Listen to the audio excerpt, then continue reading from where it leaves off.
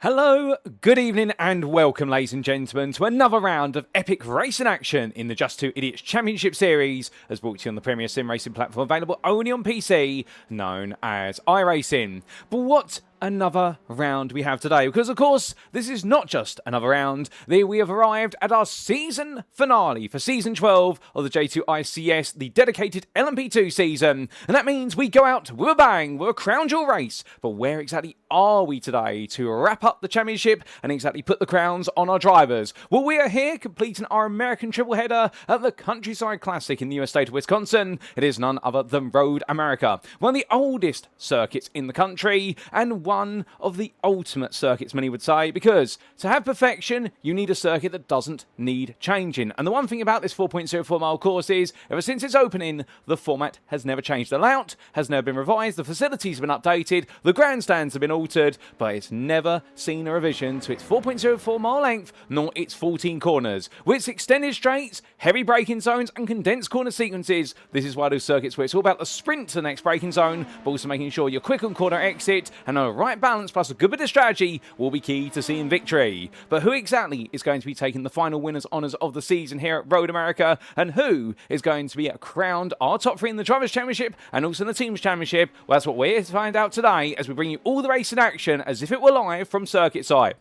Indeed, the racing you're tuning into today occurred as of Wednesday, the 22nd of April, 2026. We're taking a look at back of the action as if it were live this Thursday, the 23rd of April. That means we do not know who your fastest drivers are in the practice session, which is going on in the background and due to conclude soon, nor the upcoming qualifying session, and of course, most critically, the all-important crown jewel race. But where are my manners? Allow me to welcome you to this post-round broadcast as you tune in today on the one only place you can catch all the racing action from the Just Two Idiots Championship Series Season 12, and of course on YouTube. Go to youtube.com and search for Walsh Productions or PWP. In the commentary booth you have myself, my name is Paul Walsh, and I'll be seeing your season to its conclusion. And what a scintillating conclusion we have. And in terms of our schedule for today, times in Eastern Daylight Time EDT or Universal Coordinate Time -4 UTC -4, and our schedule is thus. In approximately 8 minutes time we'll be making our way into our final qualifying session of the season, 20 minutes in duration as per usual. Our drivers have a finite number of laps to be able to set their ultimate pole time, although we'll tell you a little bit more about qualifying and how important it will be to the race. Perhaps not so important here compared to some of our other circuits we've raced at, but a good qualifying lap can set you off with a smile. But our drivers will be smiling as they roar the way away for 90 minutes of racing action. 1.5 hours, 50% more points on the line, and we'll get underway with our crown jewel race at approximately 25 to 11 this evening. But without further ado, ladies and gentlemen, let's bring you up to speed with the story of the 9 rounds of the championship that proceeded today. Indeed, exactly what happened last time out when we made our way to the Sonoma Raceway.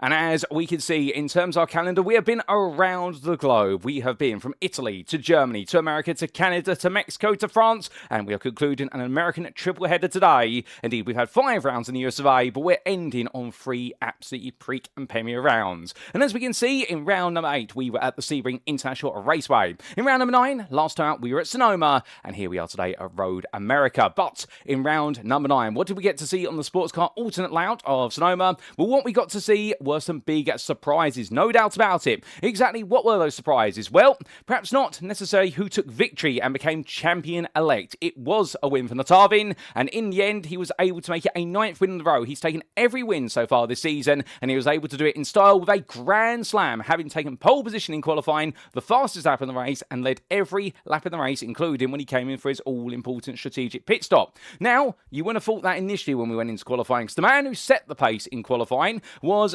SimplySteve. He looked set to potentially be taking the pole position, but right at the end of the qualifying session, Knotavin said, hold up a second, the circuit is now in its prime, and I'm going to show you exactly how it's done, and it was Knotavin who took the pole position by 3.5 tenths. So therefore, when Knotavin wrapping up his crown and becoming champion-elect, which does mean, subject to any exceptional circumstances where you definitely have to get in trouble with the stewards today, he will be your champion for season 12, and congratulations to him. But I can tell you one thing, ladies and gentlemen, he's still on the grid, and he's got the adage of trying to make it 10 out of 10 and have a perfect record and get what would be an S rank for this season. The fact he'll really truly be a superstar. But can he make it 10 out of 10, or will his rivals try to spoil the party right at the close? But in terms of those rivals who may spoil the party, SimplySteve was your runner-up at Sonoma, and what a day he had. He looked quick in qualifying, and he took 2nd place. However, it was a slow start in the race because of the fact that CatDaddy had the better launch, and it meant that CatDaddy jumped up into 2nd place and was trying to leave him behind. And so SimplySteve had to go to work, and he chased CatDaddy down, and in the end found a way past on lap 16 16 and got second place back. And then after that, he gradually gapped CatDaddy and took home the runner-up spot. But CatDaddy had a brilliant race of his own. His second third place finish of the season, arguably his best performance of the season as well, whereby in the end, a lightning start after being third in qualifying, only a 10th behind SimplySteve in terms of pace. It meant he moved into second place and held on to it for a good period of time, but in the end, SimplySteve proved absolutely indefensible and Steve was able to make his way through. So therefore, we saw CatDaddy go to an undercut strategy to secure his third place position. And whilst Jen, his good old rival, of course, the two of them had some brilliant battles, including, of course, their back and forth at Sebring in round number 8. Well, this time around, it was CatDaddy who would get the upper hand on Jen, whereas Jen got the upper hand on him 2 weeks before, and he was able to bring home that final spot on the podium.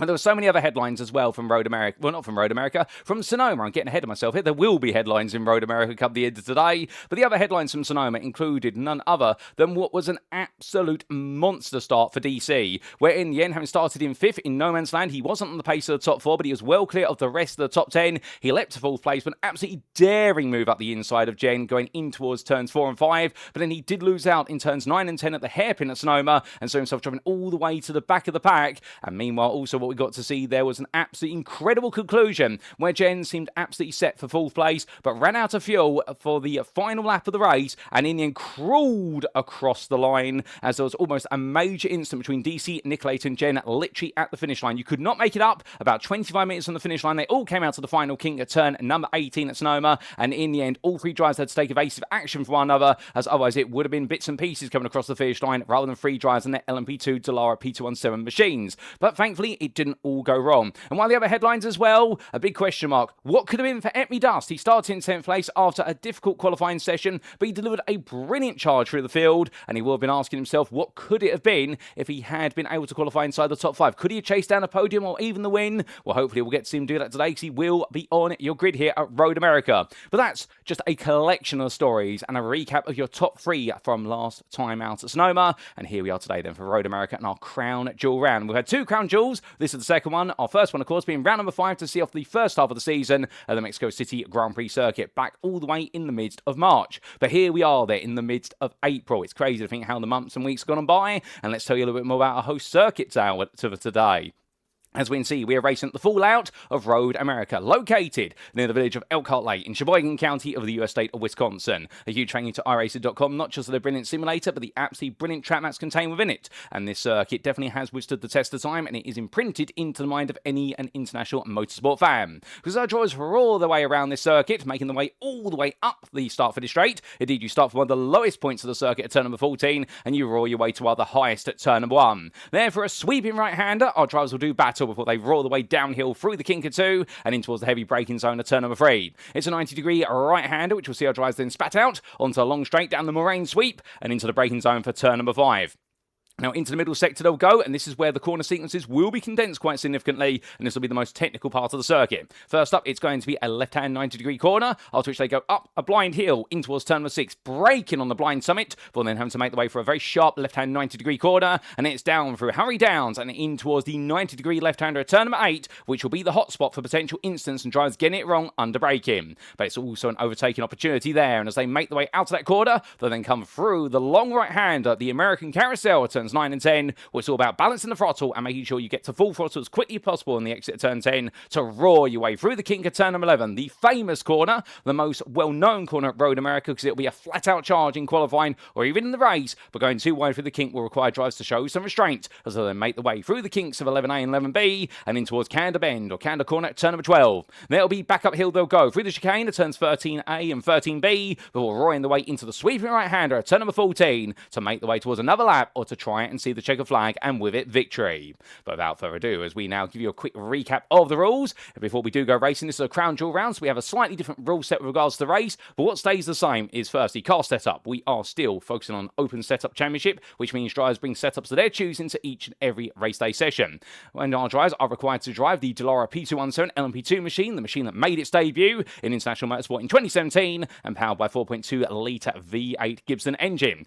With the best part of 603 brake horsepower behind the wheels, these cars have proven very formidable and tantalising for our drivers to get to grips with, but they've all been doing a brilliant job all the way through the season. In terms of our qualifying format, we stay the same. It's an open qualifying format, which means the circuit is open and all drivers can come and go as they please. And we do have the best part of 13 drivers here today, so therefore with 4 miles of circuit, they'll have plenty of space to put together their laps, of which they have an out lap plus 6 flying laps available to set their qualifying time, and that means they don't have unlimited resources, but with the lap being quite long and only 20 minutes in qualifying, understandably there's going to be a bit of time pressure on our drivers. Now, as it is a crown jewel round, the race shall commence via a double file rolling start as a tradition of racing in the LMP2s, and we'll see there be no mandatory pit stop requirements as per usual, so you choose when to pit, and therefore you come up with your own strategy, although we do normally expect that this could be a one-stop strategy if we base it off of Mexico City, if my memory serves me correctly, but there's always the risk of a 2-stop there if fuel is looking questionable, and we do have some very long straights here which will use up a lot of fuel. Now, each driver has 2 fast repairs available should they have an incident with another driver or a wall or something in between, and a driver shall receive a drive-through penalty if they accumulate 20 instant points. That goes up to a degree, and the same for the disqualification limit of 36 instant points here, but of course we hope not to see anybody get disqualified. We want to see them all make it safely home. All race journeying for instance between drivers shall be conducted post-race. But with haste, we make our way back to circuit side, and as we do, well, very quickly, let's bring you up to speed with the championship standings coming into the season finale. And here we are, starting with the Drivers' Championship after 9 rounds of racing. And as we can see, it is Knotavin who leads tonight racing, your champion-elect with his Grand Slam at Sonoma. He still has to make sure he scores big today to guarantee the team's championship for night racing, and we'll tell you a little more about that shortly. So he has got some pressure on him, and that's why he's here. He can't simply put his feet up because he's still got a team championship crown to assist with, but he's definitely your driver's champion subject to any exceptional circumstances. So therefore, the big question is, who exactly is going to finish runner-up? Now, on paper, you would perhaps think it should be TonLo, but TonLo was not on the grid last time out, and therefore with 2 0 scores already for rounds he's previously missed, he now has committed Sonoma as a 0 score to his championship campaign. Because remember, all drivers get 2 drop scores. Now, on 206 points for BDSRacing, there's another twist here in the fact that he is not on the grid today, and it is a huge twist because, as you can see, they're second through to 6th from TonLo, CatDaddy, niCKaLaToR, SimplySteve, and DC. It is only 25 points, and you do have there Dust a further 9 behind. So ideally, any one of those 6 drives, but really the main 5, could take that runner-up spot. And with TonLo not on the grid, it's very likely now he will not be your runner-up. So who's going to try and leap into the void? Well, CatDaddy's going to other drivers to do so. On the playing race cars driver, his efforts over the course of this season have been noticed, and he's continued to push very hard over the course of the season. And that 3rd place last time out at Sonoma has moved him up into 3rd, and he does have a decent gap of 13 points to niCKaLaToR. So he'll be targeting, making sure he takes 3rd in the championship as a minimum, but I suspect he's going to be going for that runner-up spot now that he's seen that TonLo is not on the grid, and it would be an absolutely huge result for him. He really has been one of the underdogs of the season. But niCKaLaToR and the Squared team, well, they'll be looking to try and get the upper hand on the playing race cars driver. And to be fair, whilst niCKaLaToR hasn't been the fastest driver over a single lap, he's definitely proven to be one of the smartest drivers when it comes to strategy and setup of the car. Where niCKaLaToR do have a reputation for running the car that's a lot quicker on the straights compared to everybody else, and therefore he's proven to be a very difficult driver to overtake. But he's 8 points ahead of SimplySteve, the Speed Squad driver, who last time out, of course, picked up another podium, and I do believe been his 4th podium of the season, unless I'm mistaken. And therefore it does mean for SimplySteve right now, he's got a bit of work to do if he wants to try and come through it. In fact, I'll correct myself there, it's his 4th second place finish of the season. He's had extra podiums beyond that, but SimplySteve right now with 4 second places, he's yet to take a win. He's always been the bridesmaid, but rather than the bride, well, can he find a way to become the bride today and launch his way forward? Because he's well in the hunt as well for Speed Squad, and he would love to get into 3rd place in the championship, if not take that runner-up spot. Bond Life Motorsports DC, always watch out for him, as he proved at Sonoma, that lightning quick start. He just needs to get on top of his qualifying a little bit, and the little inconsistencies that are ruling him out of the top 5 at the moment, but he's only a point behind it. And then we do have 9 points to Dust in 7th place there, and the Speed Squad driver, or Speed Squad, if they land the points well today, they could definitely see themselves completing their team's championship on a high. But of course, both drivers there want to try and finish inside the top 5 as well, and the Norwegian driver, he's got a lot of talent and a lot of pace. He just needs to get on top of his qualifying struggles.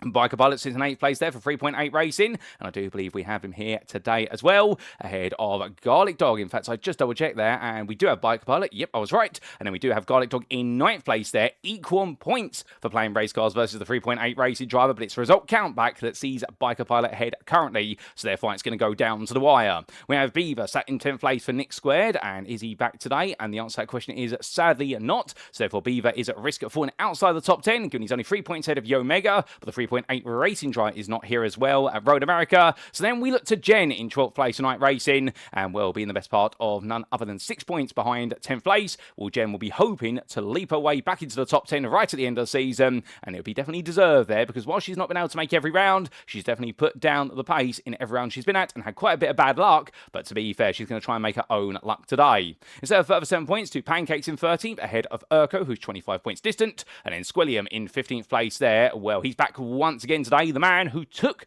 Knotavin the distance at what was round number 8, and at C-Ring he almost made it work on strategy. It didn't quite work out with 7 minutes to go, but Squilliam will definitely be back here today to try and stop Knotavin win streak, but also to see if he can put himself back on that podium. He's ahead of AJ, and then Springflower, Pebble, Corndog, and Black Bob who complete your top 20. And outside the top 20, we do see there in 21st, Spook Dubs ahead of Sector, with Paperbag behind based on his top countback. And on 0 points, making his debut last time out, it was Lamp, but unfortunately not picking up any points at Sonoma. And we also say goodbye, Dickinson and Sassy, all on 0. But then we come to the teams championship standings, and here we can see in the teams, it is all about the battle for the top spot. iRacing, they almost wrapped it up last time out. And if Jen had not had the fuel issues that she had on the final lap, with that 4th place that she seemed destined to take, iRacing would have been your team's champions-elect with a round to spare. But because of that, they've now got to make sure they get the final points to see themselves team's champions on 493 to the 449 of playing race cars. It is a gap there of the best part, if my mental mathematics is correct, of 44 points.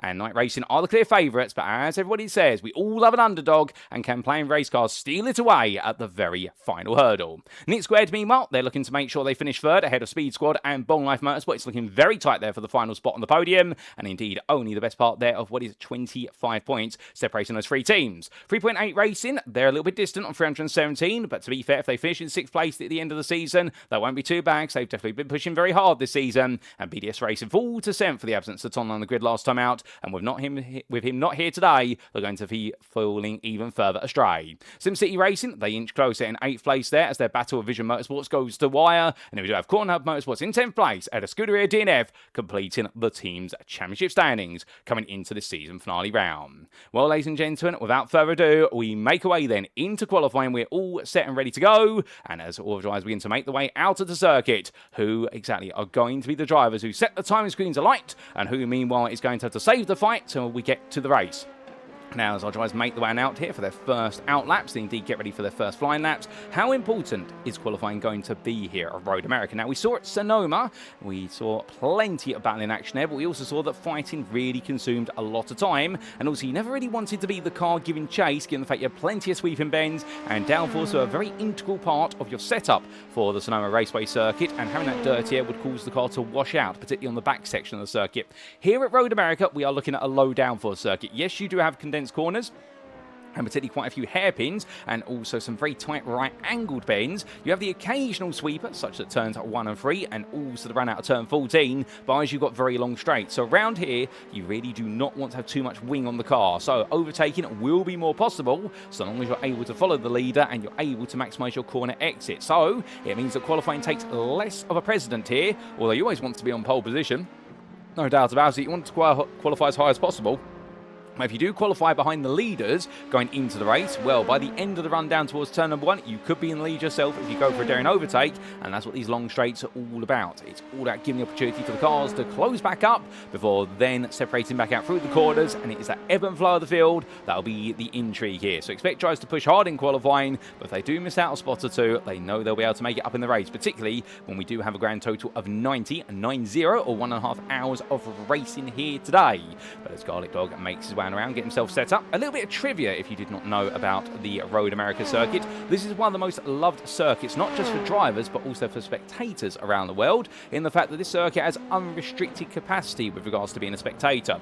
Anywhere around the circuit on the outside, because there's plenty of raised grass and banking, if you can find a spot to pitch up, you can watch the racing from it. There is no limitation on the number of spectators at Road America compared to plenty of other circuits in the USA, such as Daytona, for example, alternatively Sonoma. This is one of those circuits where if you can find a spot, you'll be able to watch the racing. Everywhere you go, you can get a good view of the racing in the wonderful picturesque countryside of Wisconsin. But here comes Urko going on to what will be his first flying lap, and as he does so, we'll get on board while the drives a little bit later on, because they're still trying to get their tyre temperature, and it's looking a little bit dark out there at the moment as he roars his way on around. But what exactly are we looking at weather-wise today, here you are? So we look to the right-hand side of your screen. What you can see, it is relatively cool at the moment as they are making their way into the evening local time with an ambient temperature of 65 degrees Fahrenheit and a track temperature currently of 69 degrees Fahrenheit. And we've got partial cloud out there. We haven't got clear sunshine or clear skies, so therefore this is going to be a relatively cold circuit, and that could definitely play a little bit of havoc with our drivers because they'll need to try and find some tyre temperature. They'll need to get that traction out there, and when we go racing, that circuit temperature will come up a little bit more initially, but it's not going to linger for too long. So this could be one of those races where just simply being more consistent rather than quick over a single lap could prove invaluable. But we have seen when our drivers get it right, they will absolutely give everything they can to deliver that fastest lap, but conversely, when they get it wrong, it can definitely slide loosely very quickly. And remember, these LMP2 machines have no ABS, no anti-lock braking system. They do have traction control, but the absence of ABS, they're going to definitely need to be smart on the brakes. As the Font Hub machine, that is Gabay, they're getting it wrong coming through turn 13. Through the chicane, number 22s end up towards the barrier, and something tells me the car has essentially gone wide at the start of the chicane, and as he's then made his way back round off of the curbing, the car's completely loose out of 13A, and therefore he's completely missed turn 13B. But he gets himself together and comes into the pit lane. I think there's a bit of damage to that car, and therefore he's going to tow to his pit garage and therefore get back out there. And the problem is, unfortunately, when you do have a limited number of qualifying laps, well, once you go onto your first flying lap, if you make an error and then tow to the pit lane, you lose that lap, plus you lose your next lap, because the next out lap you do is considered a qualifying lap. That is the restriction of 6 flying laps plus an out lap. With the fact you come out the pit lane, once you've done your 1 out lap, you're into those 6 laps there. As we do see some lap times going on the board, and niCKaLaToR sets the benchmark there at 54.706 overall in Pancakes and SimplySteve. Although something tells me SimplySteve right now for the speed squad, he's just simply laying down an initial marker and really building himself up. And well, what will be the tactic in qualifying? Do you go for all 6 laps together like we saw at Sonoma? Yes, I think you do have to, because whilst the lap at Sonoma was quite quick and you could potentially risk delaying going out there, well, Sonoma's one of those circuits you need to find a rhythm and feel. Here, it's not about the rhythm and feel, it's about how long the lap is, in the fact that the out lap is approximately what is 2 minutes 10 seconds by the time you've left the pit lane, depending on where you are in the pit lane, whether your garage is towards the exit or towards the start. But on top of that, when you do have a lap time under your own volition, the best part of 1 minute 53 to the fastest times we are expecting here, as Knotavin makes his way out in his first flying lap now. Well, the idea being as a 54.5 goes to the other niCKaLaToR driver of Jen. That's a 54.508 to be precise, setting the pole benchmark now. Quite quick, 2/10 faster than niCKaLaToR. You haven't got long. Do you do the mental mathematics? Say it's a 2 minute lap. 2 times 6, that's 12 minutes, plus the out lap, which you say is 2.5 minutes. That's going to consume 14.5 minutes of your qualifying session. So you've only really got 5 minutes of leeway to play with. And that's why Knotavin didn't go out immediately, but he has gone out because, of course, you don't know what risks are out there. Once we do only have 13 drivers, and you do the maths, 13 into 4 miles, well, I can't exactly remember exactly what it's going to be, but you're looking at approximately what it's going to be around about 0.34 miles per car.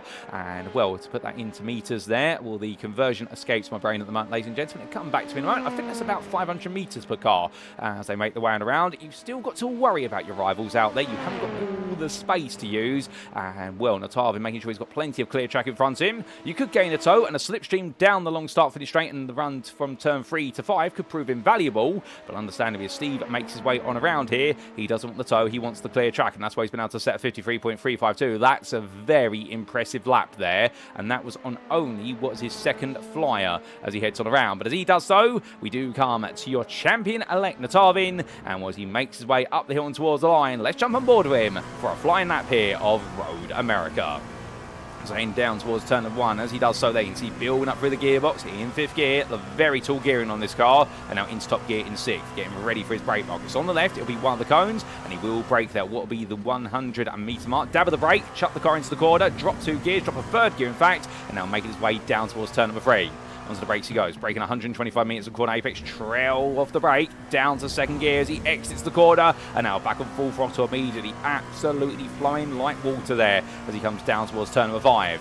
Now, as he makes his way on past the local lakes, he'll get ready to go onto the brakes here into the very sharp hairpin corner. Looks to his right hand side for his brake mark. It will be at the 3 board that he'll consider braking. And he goes at the 2 there. 100 meters of corner apex, down to 2nd gear, down to 1st at the apex there. And now make his way over the rise onto the Corvette bridge. But braking for turn 6, you can't see the corner. You have to brake for a hidden corner. And then you see it after you come off the brakes. And now in towards turn number 7.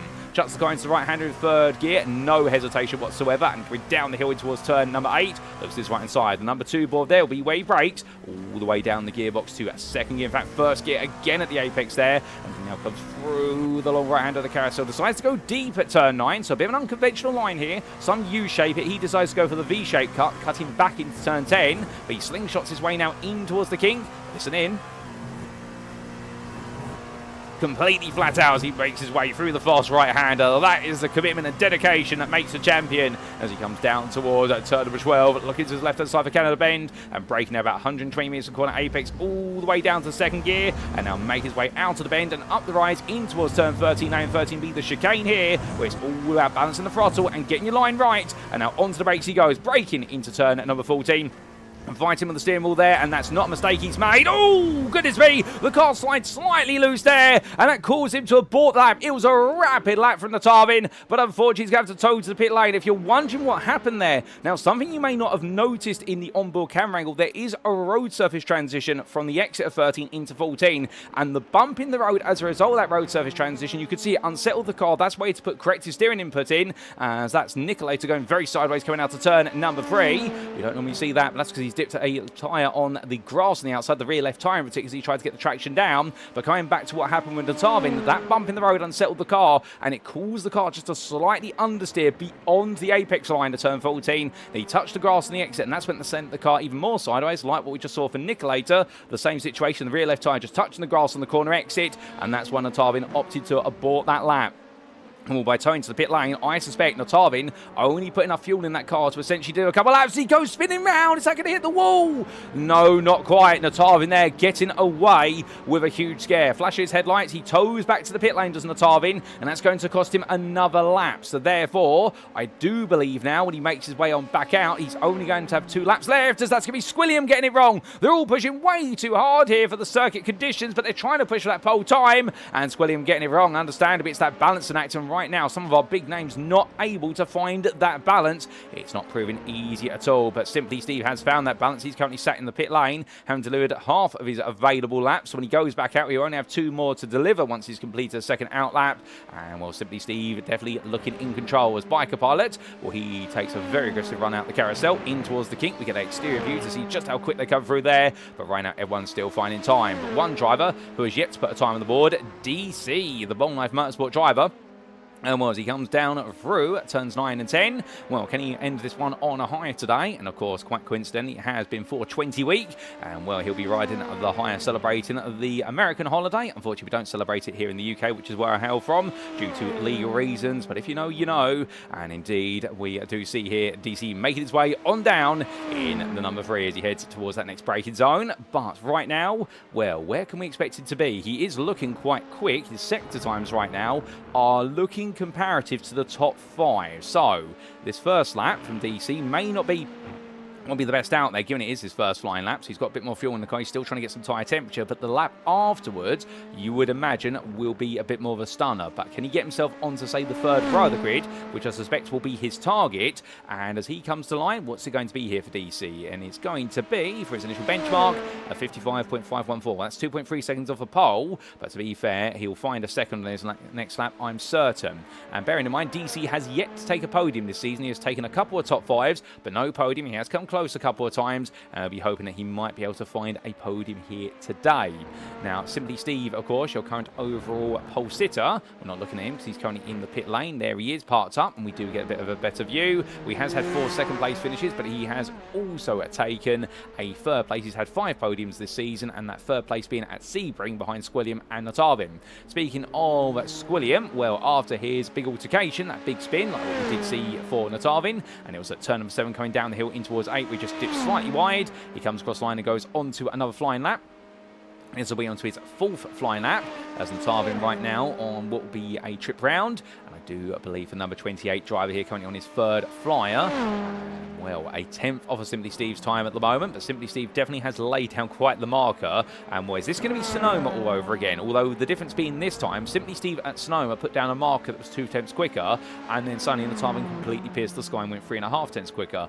Something tells me that Knotavin may have difficulty in closing down that 10th, although to be fair, I could be entirely wrong as he gets it wrong again at turn number 7. Takes too much apex curb and it propels the car outwards. It sends it around, and with the setup they've got on that niCKaLaToR number 28, they've got it as a car which is very sensitive to curb strikes. He does not want to hit those curbs too high. If he does, it is completely causing the car to bottom out there on the suspension, and well, that's a problem for Knotavin right now, as that's going to be another lap sent away, and he's only going to have another 3 to go. He's going to cool down and give it another shot, but right now Knotavin pushing himself very hard, and I think the mental pressure of not just wanting to bring home that team's championship for iRacing, but also trying to take the perfect record may just be hitting him a little bit here in qualifying, but he's got to assure himself there is a 90-minute race ahead. He doesn't need to do it in qualifying, although he'd love to take pole position. It's the perfect way to start your day, but right now I think he's just putting himself under a bit of excess pressure. But we've been talking about him a lot.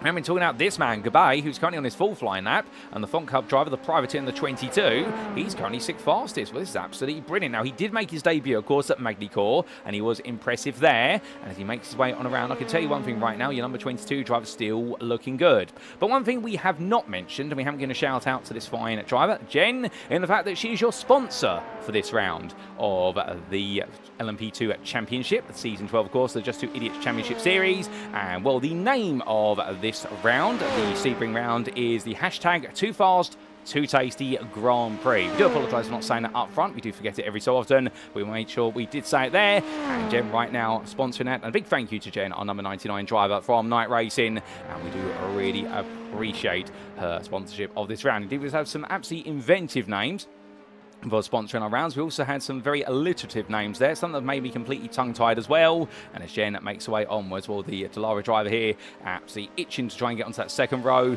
But is it going to prove too fast and too tasty for her to do so? We will have to wait and see. And I want to feel as though, in a way, that's an analogy to Too Fast, Too Furious, the second of the Fast and Furious movies. And indeed, some would consider it to be one of the lower points of the franchise, depending on your perspective. Although I must admit, I have a soft spot for all the Fast and Furious movies, particularly before they started turning into what was 007 style movie. So really ending for me of what was the 5th movie, if you will. But I do enjoy the other ones as well, although it is race cars in space at some point, or street races in space, we should say. But I won't spoil it for you any further if you haven't been watching all the franchise. But right now, CatDaddy, well, this is a shock. This is a surprise and not a good one. And, well, currently down in 10th place, number 69 driver. Well, his door number may make it look nice, but he will not be feeling too nice here, as DC's inching closer. And in fact, DC does find 7 tenths out there at 54.736, but he's not finding it all the time at the moment. Now, Urko and Pancakes have completed their qualifying sessions, so has Biker Pilot and Garlic Dog. So we are getting towards the tail end of the job now, and CatDaddy comes towards the line. He has one more chance, as we do jump on board with him, and he goes around for his final flying lap. He's making his way down at 54.522. I think he feels like there's a bit more time out there as the car hits 170 miles an hour as he breaks his way into turn 1.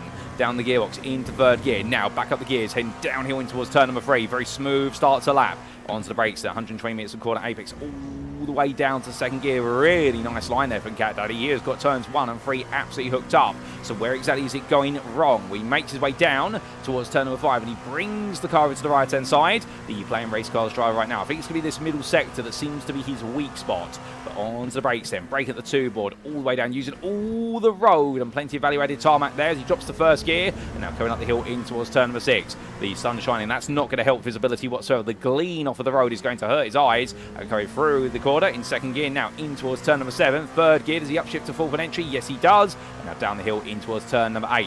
Looks this right inside for his brake mark here. Braking at the 2 ball, coming down the gearbox as aggressive as he dares to do so. Holds 2nd, rather than drops to 1st there. I think that's smooth. It helps with wheel spin on exit. Now through the carousel. He's going to take the U-shaped line here, which is you hug the apex of turn 9, let the car roll slightly deep, but then bring it back for 10. Understeered a little bit wide there to hesitate on the throttle, but now into the kick he goes, completely flat out here as he jumps up to 6th gear, and as he comes on through, they're using all the downforce of the car and plenty of the mechanical grip as he now makes way towards Canada Bend.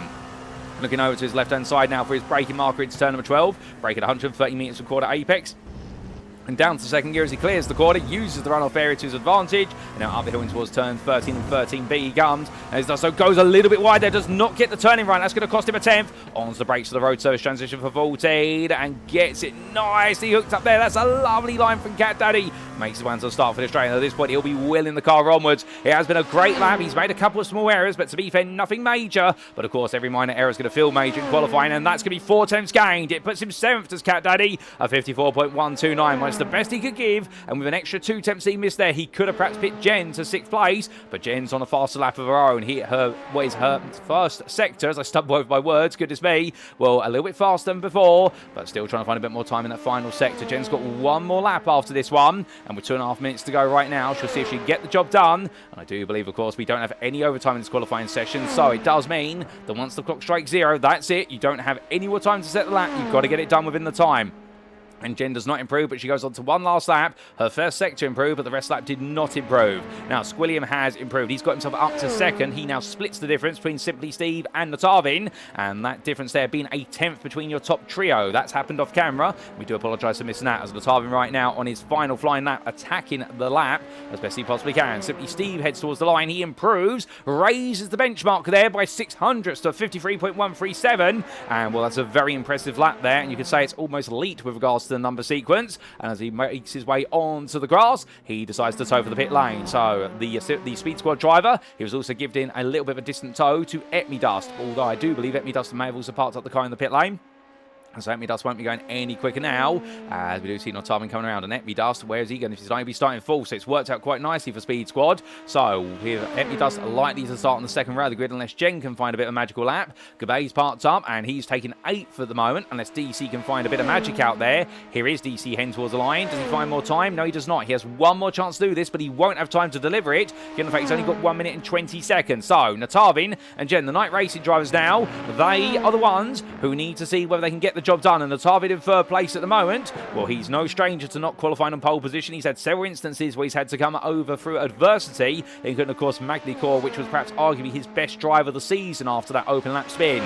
But here he comes towards the timeline. What will Knotavin do now? Can he get back to pole position? The answer is going to be, it's a 53.095. It's pole for Knotavin. He leaves it late. He gets it done. And the middle sector is where he found the time. He found a whole 10th in the middle sector, and that gave him the leverage in the end. He put it all together. What about Jen? What can she do here? She heads towards the timeline. Can she find a bit of magic to move onto the second row? No, she cannot. And she will stay 6th place in, ladies and gentlemen. And that is qualifying complete.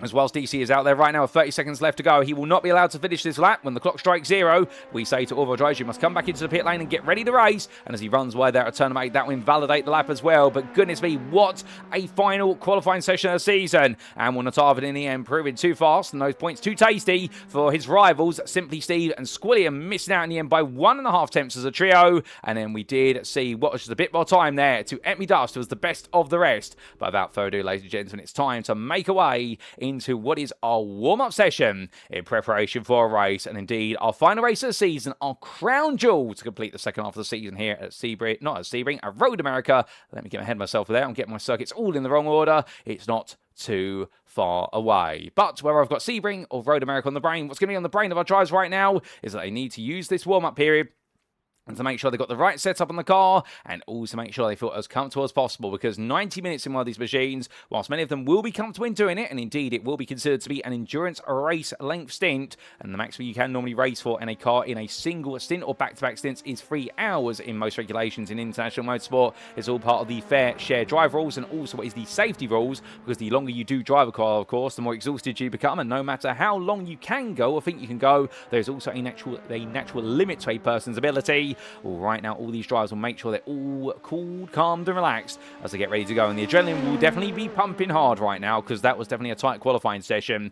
And Jen, in the end, not quite able to find a way from the 3rd row to get to that 2nd row, but very tight between our top 3. Very tight from 4th all the way down to 10th place. And that's exactly what we do like to see in the qualifying session right now. And our top 3, they may be in a bit of a postcode of their own, but they will have their own fight to enjoy. But Squilliam and SimplySteve not quite able to steal away the pole position from Knotavin, but then again, they may be able to steal the win away. Biker Pilot, meanwhile, well, to be fair, the 3.8 racing team, whilst he doesn't have his teammate of Yomega here today, he's representing them proudly, and his game plan will simply be to make sure he doesn't put a foot wrong and net them some consistent points. And that's one of the things about the 3.8 racing team. They've not been the quickest out there, but they've been out there fighting for the spots towards the back end of the grid, and they've always been picking up the points. And they've enjoyed some brilliant battles with the likes of none other than Garlic Dog and also some other drivers to name a few. But understandably right now they'll be having their own battle of the circuit today to see how well they can outlast 90 minutes of racing. And if you are tuning in right now, well, if you are getting a bit of an itch, you think to yourself, I might need a bathroom break early on into the race, go take it now if you can.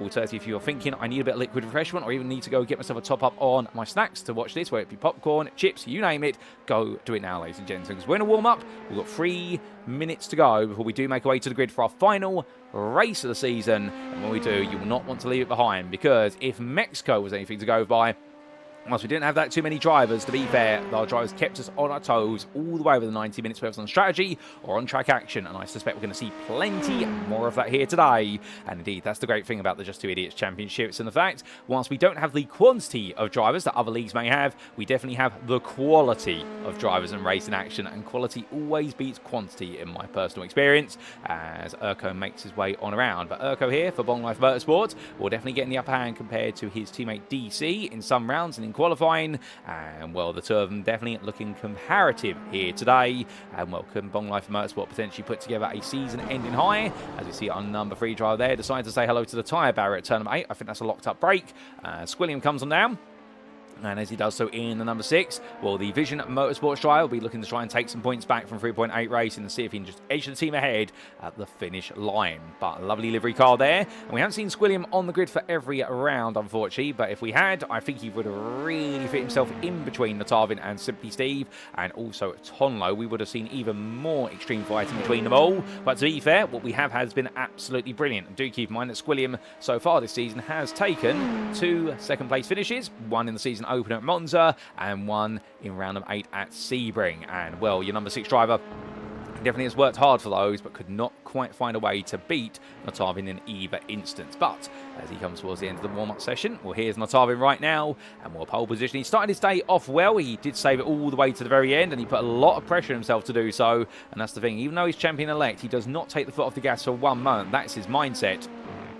It's a very impressive mindset to have, to be fair, although I do think right now he'll need to definitely adjust that mindset into the race and think, right, once the first 10 minutes is over, I need to go into full strategic mode, because that's how he almost lost out in the battling at what was Mexico City in the Crown Jewel race, where in the end he did take the win ahead of TonLo, but TonLo gained the upper hand on strategy, and it was then the responsibility of Knotavin to fight his way through, of which he did fight his way back forward. And when TonLo fell behind, the problem that TonLo had was that in the dirty air of Knotavin car coming through the middle sector of Mexico, it all went a bit sideways. And well, understandably, TonLo had a setup of the car, but so used to the idea of being the lead car, and in the end, Knotavin felt a bit more comfortable in being the car giving chase, and when he did take the lead, it didn't quite work out for TonLo. So that was one of the big factors there. Will we see something similar here? Well, maybe not so given the nature of the circuit. The track position could prove valuable. Remember, every time you're the leader down the straight and the car's behind you, they'll be able to save fuel, but we'll save time and thought for that, ladies and gentlemen. Because without further ado, it's time to make our way to the grid for our season finale. It is time to get round 10 of 10 in the LMP2 season 12 of the Just 2 Idiots Championship Series underway, and we're about to kick off the hashtag Too Fast, Too Tasty Grand Prix here in the US of A.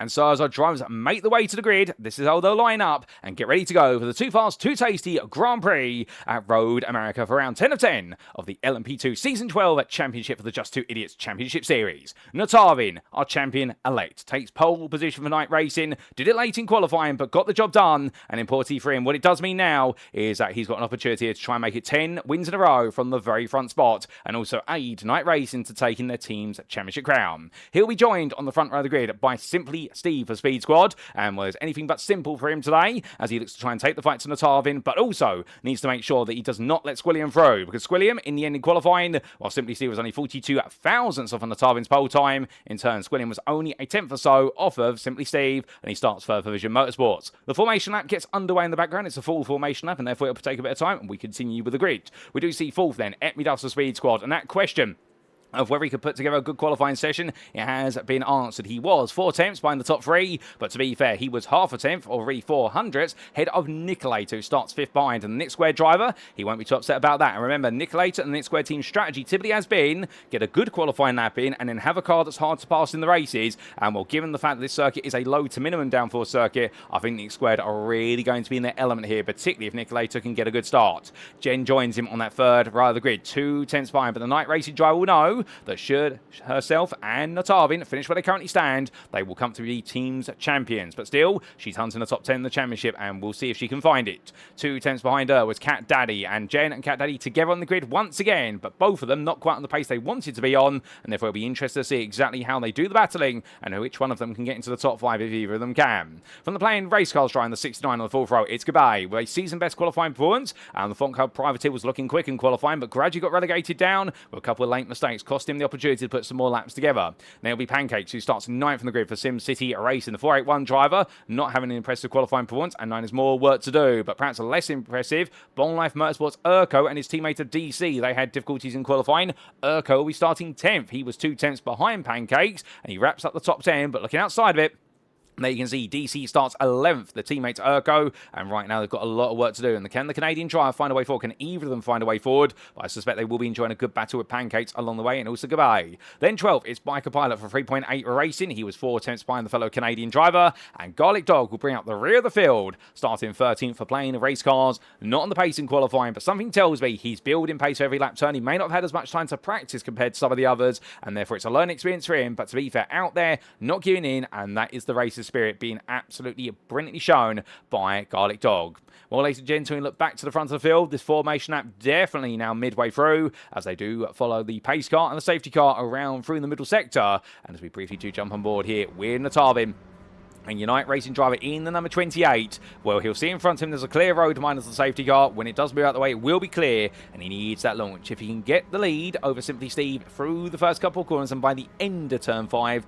can he do what he does normally best, which is just try to run away with the race? But of course, SimplySteve, we sit on board here, the other side of the grid, the left-hand side from the driver's perspective. The Speed Squad driver wants to get the launch. He will literally be looking at his right-hand window, as far right as he can in that cockpit. It's very condensed in there, as this onboard camera shows you. It really does look as though they're looking through a bit of a letterbox you in a way. And well, your number 23 driver will be hoping he can get the jump like he did none other than at Sonoma. But as he makes his way onwards, well, we can see it just a little bit further behind. We do see a Squilliam there starting 3rd on the grid with Etmidust alongside. And Etmidust, well, he's been granted that opportunity to start on the 2nd row. He's earned the right to be there behind his teammate from the Speed Squad. Can he find a way to work with SimplySteve? Can they potentially spring a surprise or an upset, if you will, make it a double podium, even take the win for themselves? All that and more we'll find out very soon. Further back, of course, we have CatDaddy there, the man who wants to try and take 2nd in the Drivers' Championship. And, well, the number 69 driver absolutely itching for it. And with the absence of TonLo, he will now be the favourite to take it. He does have a small advantage over his next closest rival of niCKaLaToR of 13 points. But niCKaLaToR qualifying ahead of him could yet steal it away from him in the number 5 and be the runner-up. And don't forget, we do have Etmidust and DC in that mix, so therefore it is going to be tight. But without further ado, ladies and gentlemen, as the field makes its way out to the final quarter, it's over to Knotavin to take his green for round number 10.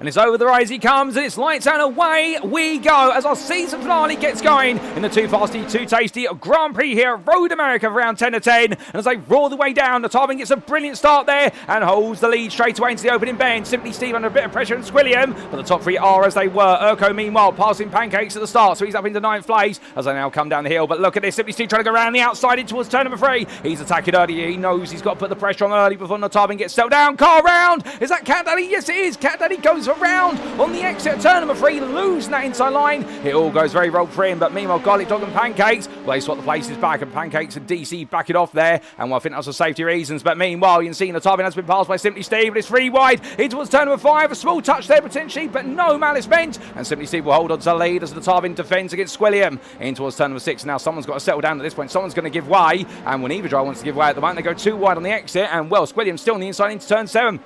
This is brilliant driving from Squilliam on the inside. Now, can he come down in towards turn number 8 and push the move around the outside? It'll be very difficult here into the hairpin. But as we've seen, Knotavin, they're going defensive. And Epmi does thought about going on the inside, but they had to defend versus niCKaLaToR. So he was forced to be on the inside by default, but wasn't allowed to go all in on the brakes as he wanted to. Jen, meanwhile, in 6th place, but that's going to be a little bit of tap to the rear there from Gabay. Gabay's had a really good start to this race, moving from 8th to 7th, and he's already on the back of your top 6 just like that. And the fighting right now is keeping them nicely and tightly bound together as they now make the way up towards Canada Bend. But SimplySteve 1.3 seconds clear as he runs away with this as much as he can. He's going to try and make the break as Squilliam over the back of Knotavin. Does he look for it into Canada corner? The answer is no, but you can see everyone. Oh my goodness, is that Jen? That's Jen going sideways into the barrier, and I'm not sure there's contact or whether she's locked up on a rear brake, but either way, Jen's gone around into the gravel trap and now gets the car back together, but that is going to hurt massively for the niCKaLaToR driver, and hopefully all okay there, and we'll get back on as we do see Gabay coming back on as well. I think they touched, and that's what's led to that major incident. But meanwhile, as your leader comes across the timeline to complete lap 1 of many, it's SimplySteve who leads 1.1 seconds ahead of Knotavin, followed by Squilliam in 3rd.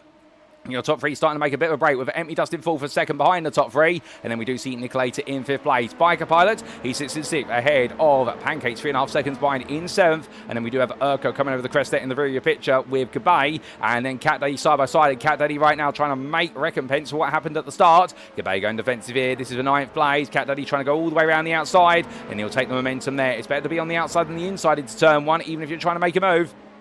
And in the end, CatDaddy makes it very clear as he moves into 9th as Gabay drops to 10th, and then DC and Garlic Dog 11th and 12th.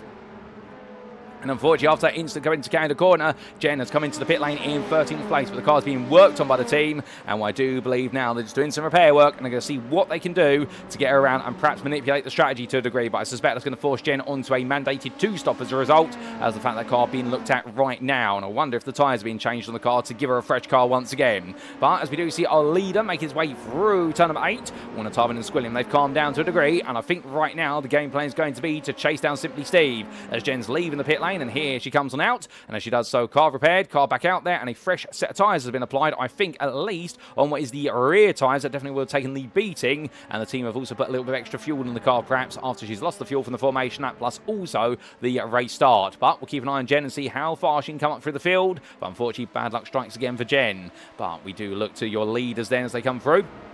And towards the end of the second lap, and with Epmi Dust falling away little by little, when niCKaLaTOR's there or thereabouts. But right now, I don't think he can quite stay with Epmi Dust. I think Epmi Dust is going to gradually move into a bit of a no man's land here, which he hasn't got the pace to be of the top 3 initially, but he's got enough pace to gap the field, and niCKaLaTOR having to work hard to try and stay with him. But Squilliam right now, as we ride on board the dashboard here of your 3rd place one for Vision Motorsports, he's trying everything he can at this to try and stay with the leaders, and we'll get onwards now towards his 3rd lap. Well, the fastest lap goes to a 54.436 in the hands on Knotavin at the moment. I suspect we're going to see even faster laps as this race goes on. Remember, these cars are quite heavy at the moment. They have put quite a bit of fuel in the car. But the Vision Motorsports driver Squilliam at this time, well, he's just playing the game of sit behind. And remember, fuel saving will be critical here. The longer you stay behind another driver on these long straights, the more you can save fuel. And the idea is you lift and coast. You simply just take your foot off the throttle to a degree. Typically towards the braking zones, about 300 metres from where you'd normally brake, you lift off the throttle entirely, or you cut off the throttle about 50%.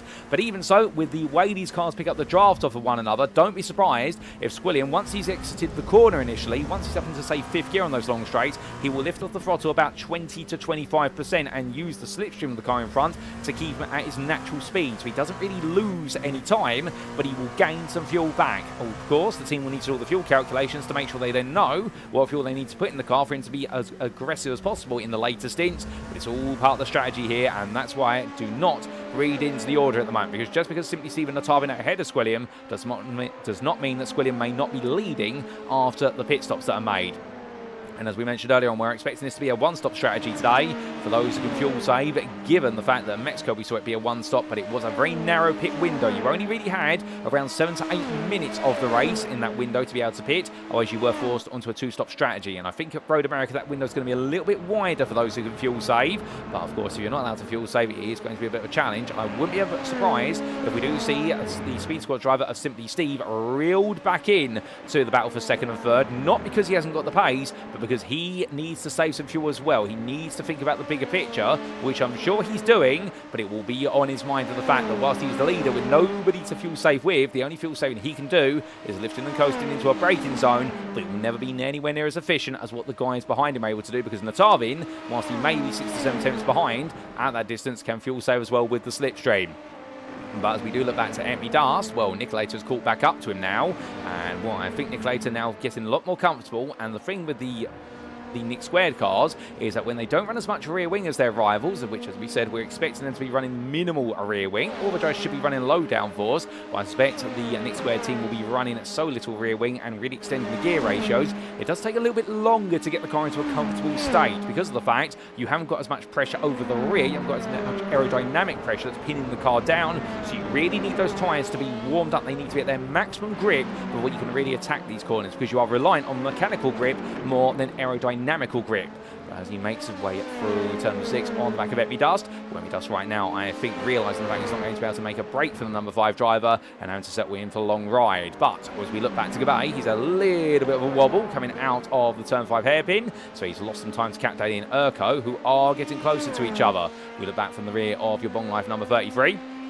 As he comes down the hill in towards that braking zone. Well, right now, CatDaddy there. And, of course, these two have enjoyed some great battles earlier on in the season, including some nose battles at what was our Crown Jewel round. And also, if my memory serves me correctly, they did have a good battle at Mosport for a bit of time.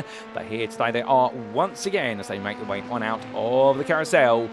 And, well, CatDaddy getting closer and closer, but you would expect him to, given his qualifying pace, and after his spin at turn number 3, well, CatDaddy right now will want that place back sooner rather than later.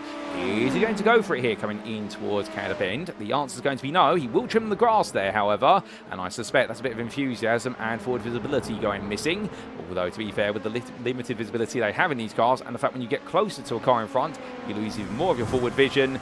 It's not easy to be able to see forward, and that's the thing. You don't want to get too close to the car in front at certain points of lap, because otherwise you lose sight of brake markers, corner entry points, you name it. All your markers, they can suddenly disappear as quick as that when you're in a close battle. Then down the start finish straight here. Let's just listen in. Is he going to fuel save at the end towards turn number 1 when he comes across that line into the final third of straight? Let's go quiet for a moment. A little bit of fuel saving there, about 25 metres before his brake marker he did fuel save, but CatDaddy not fuel saving that much at the moment. And I think the reason for this is because he wants to get past Urko. I think he feels that his race right now does not belong in the fight for 8th. It belongs chasing down the likes of Pancakes and Biker Pilot. So therefore, understandably, playing race car drive right now, he's having to go for a bit of a hybrid approach, which is he's using most of the fuel he'd use on a push lap, but he's just saving right at the top end of every straight in order to be able to get a little bit of literage back. But of course, he will be driving more aggressive here to make up for lost time. But as we do look back to your top 3, well, SimplySteve has definitely been reeled in now. The proverbial fishing rod from what is Knotavin car has landed its mark. It has hooked in to SimplySteve, and your top 3 separated now by 6 tenths. But as they roar the way around, we have had a bit of an instant for Gabay off camera. He has rejoined, but he's dropped down to 12th place. He has been passed by DC and Garlic Dog only months ago, and we will get a replay of that and plenty more shortly, but not right now, as Squilliam so close to the back of Knotavin at this point. Literally riding his rear bumper. He's practically bump drafting him along, going down towards Canada Bend, albeit he won't be bump drafting there because with the curvature of the road, bump drafting would be way too dangerous. And if you're wondering what bump drafting is, you normally do see it in NASCAR or any oval racing series, whereby the car behind the lead car gets so close and just gradually pushes on the rear bumper. So that's why they call it a bump draft, because you are in the slipstream and your draft of the car in front enables you to bump the rear bumper of the car in front, and you just push them along the straight. You give them a couple of extra miles an hour, and in turn you gain time because you own the draft. The lead car breaks the air in front of you, and you are helping them gain more speed naturally because they are drafting you along. But it only works on straights. On curved bends or into any corner you cannot do it, because in doing so, keep in mind, of course, the lead car needs to turn. Well, then the cars are not flush to each other. It's not a perfect, what is a parallel line between the cars, and therefore it does lead to some horrendous instance, and that's why bump drafting is so risky. But right now, Squilliam so close there, he was almost doing so. As we ride back aboard with your third place driver, as into the pits comes Gabay, I suspect that's for the team to take a look at the Font Cup car and see what exactly has been damaged as a result of his off track, and we'll get a replay of that very shortly, ladies and gentlemen. So I am hearing in my ear it was quite a sizable instant, but as the Vision Motorsports driver right now stays close behind Knotavin. Over the rise they come, and oh well, you can definitely see that right now Squilliam is absolutely dialed in running in this dirty air. I mean, you wouldn't think that right now he has got two LMP2s in front of him, and whilst they are carving a lovely hole in the air on the straights, in the corners, they will make the front end downforce of the number 6 feel much lighter it normally is. And well, he's in fact really getting close to Knotavin here. I would say Knotavin at the moment is having to really carefully judge his approach. I don't think Knotavin running behind SimplySteve. He's got within 6 temps, he's got within 4 temps as well, but it's around half a second behind SimplySteve. He does start to lose that front end traction he needs, and we're making the way on down in towards Canada Bend. Will Squilliam go for a move here? The answer is no. He just lifts off there gently, saves some fuel, but that's what Squilliam's trying to do. So I think if Knotavin starts to lose SimplySteve, if that gap gets up to about 1.5 to 2 seconds, you will suddenly see Squilliam really try to put the move on Knotavin. This is a balancing act right now, but of course, all 3 drivers will be thinking about the strategic picture as much as the on-track picture. But they come out of turn number 14. Urko, meanwhile, well, he has been passed by CatDaddy, who's gone for the move, and he's got a bit too deep. And that's going to now see them go side by side up into turn 13, but Urko sweeps around the outside, and CatDaddy just lifting off there. Now, he can't really fight it unless he tries to push his nose into the corner, but the risk of doing that, of course, is the fact if you make contact at that point and you're not fully alongside, and well, the steward's book is going to be thrown at you as the driver who instigated a move that wasn't truly on. But it's on right now as they make their way down the start finish straight. And the bottom left motorsport car of Urko staying clear, albeit you can see there CatDaddy falling back, and I think lifted off the throttle and fuel saving, and making sure that V8 does not consume the fuel. These V8s, of course, very thirsty as they come through at turn number 1, but the V8 machine really synonymous with motorsport in the modern era, and there's nothing quite like a V8, although some would say it was the V10s and V12s of the 80s and the 90s, particularly in Formula 1, all the way through into the early noughties, and then the V8, but the V8 has stood the test of time when it comes to closed cockpit, closed wheel racing, including in the LMP2 category.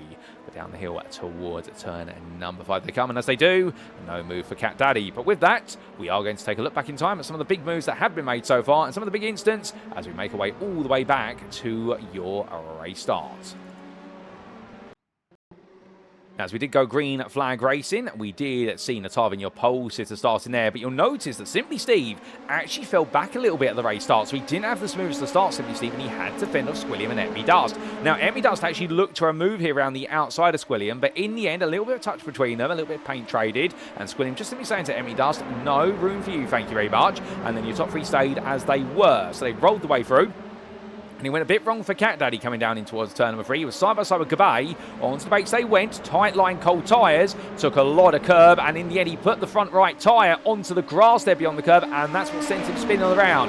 So that's how he lost it. But meanwhile, well, it was a better run through turn number 3 for SimplySteve that gave him the lead. Now, can we see how that move was made there? We take a look back shortly, but we'll continue with the battle. The 3 wide. Knotavin tried to get it back into turn 5, but couldn't quite get it. SimplySteve ran deep in the end, but just about held on for dear life, and then Squilliam tried to make the move there around the outside, but that did not work out, and we saw behind Dust under pressure of niCKaLaToR and Urko following on through. But we go back to what happened between SimplySteve and Knotavin went defensive here in towards turn number 3. SimplySteve just went around the outside, that inside line, well, it caught CatDaddy out, and I think Knotavin there had to respect the grip levels. In the rear of the picture, we did not see that DC had gone wide, but he had gone deep onto the grass there, but I think he managed to simply run a little bit deeper his own volition. He was able to bring that on very nicely, so well done to him for avoiding making it worse for himself.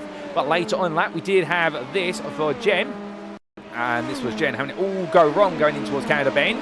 Now, was there contact between herself and Gabay? Defending on the inside initially, and I think, yes, there was. Gabay touched the grass coming through 11B, and that went straight onto the back there of Jen's car. I don't think there was any malice meant, but unfortunately, Gabay there lost a little bit of traction, and this is what it looked like on board from Gabay's perspective. You'll see he's going to cut to the inside here, touches the grass at this point, has to go on the brakes immediately. The front left tyre hasn't got the grip to stop the car anymore, and it completely comes around, and then he loses his own because the brakes lock up in that reaction, and the rear brakes unlock before the front. At that point, you are a passenger in one of these cars, because when a full lockup occurs, the rear brakes always normally come loose before the fronts, and in doing so, it will send the car around. So very unfortunate for Jen and also for Gabay, but indeed both drivers there having a bit of a miserable start to the day. And then we did have, what was this on lap number 2? And this was CatDaddy trying to go round the outside of Gabay for none other than what I do believe at the time was 9th place. And in the end, into turn number 1, he made it quite straightforward in his recovery and made that move stick. A lovely move from him there. And we also got to see this on lap number 5. The day could not go from good to bad to worse for Gabay.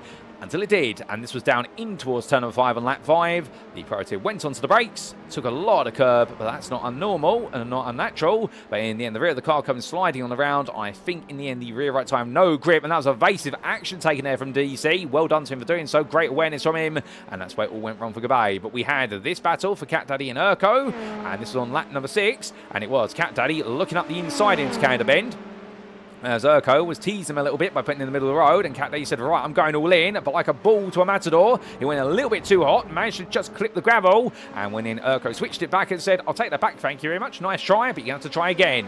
And CatDaddy immediately went back on the attack. But with that, ladies and gentlemen, we go back to your live racing pictures. As we do come on back with still plenty more time in this race, no doubt about it, as they come on down.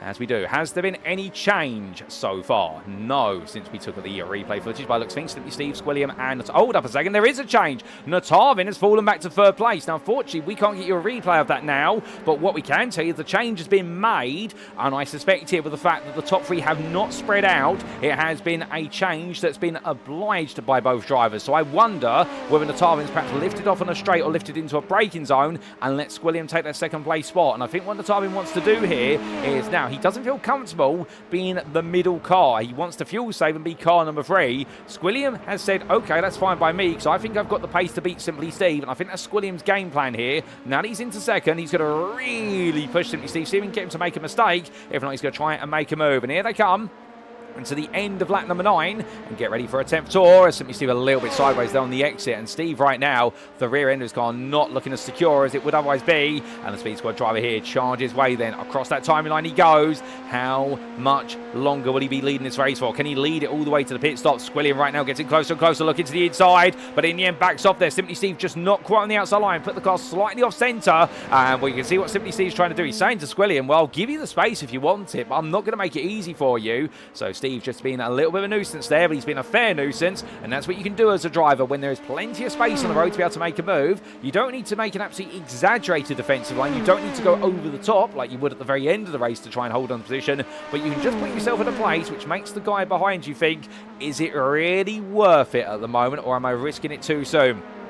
And they're all smart drivers, these drivers. There's reasons why they've been finishing on the podium, and it's not through sheer luck. And as he does make his way over the rise, right now SimplySteve's chased his first win of the season to add to his 5 podiums, including 4 second place finishes and a 3rd. But Squilliam, rightly so, with 2 second places so far this season, wants to make his own win come his way. And Knotavin, 9 times out of 9 a winner, he's still trying to chase that 10th win of the season and help make sure that niCKaLaToR become teams champions. So there's a story behind all 3 of these drivers, but all of them itching. But understandably, everyone right now, as much as they want to see Knotavin make it a perfect season, I do believe that might be a series record as far as we're going back for the annals of the Just2Idiots Championship Series, that a driver takes every win along the way. He hasn't taken every pole position nor every fast lap, but he has taken every win so far, where everyone would like to see it happen, but nobody wants to be the one who lets it happen, if you will. It's a bit of a contradictory statement. I'm sure you get where we're coming from that, as that's going very wide there, Canada Bend for Squilliam. And Squilliam there into the gravel trap, brings himself back on, but gives the place back to Knotavin. So Squilliam even coming unstuck in the dirty area, SimplySteve. And right now, the number 23, the lead car, runs a bit wide as well. They're all pushing a bit hard here. I think all these drivers just putting themselves under more and more mental pressure.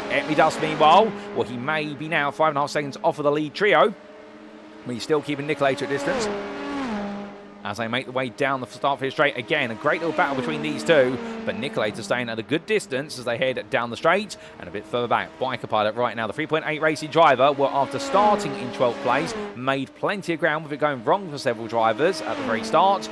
Well, the 3.8 racing machinery right now being caught very gradually by Pancake.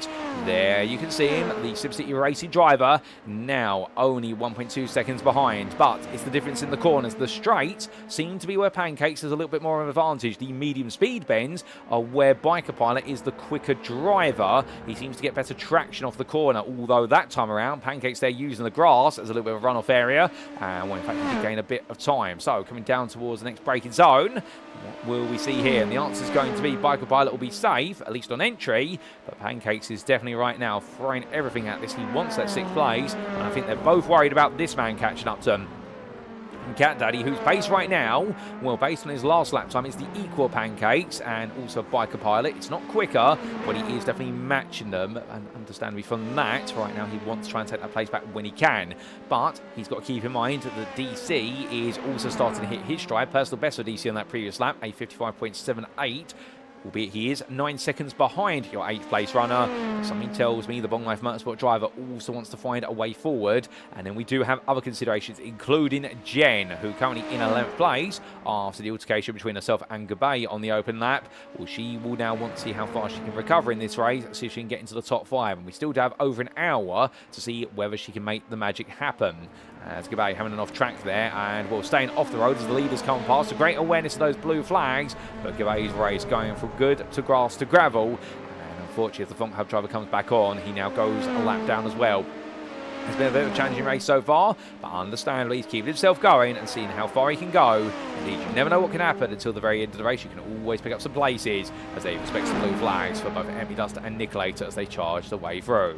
But back to your top 3 we go, and SimplySteve right now 3/10 ahead of Knotavin, albeit coming out to turn number 3, that gap comes down, and looking back from the SimplySteve's card this time, well, you can see that Knotavin close here to the point he might consider a move. Now, will Steve go defensive down towards turn 5?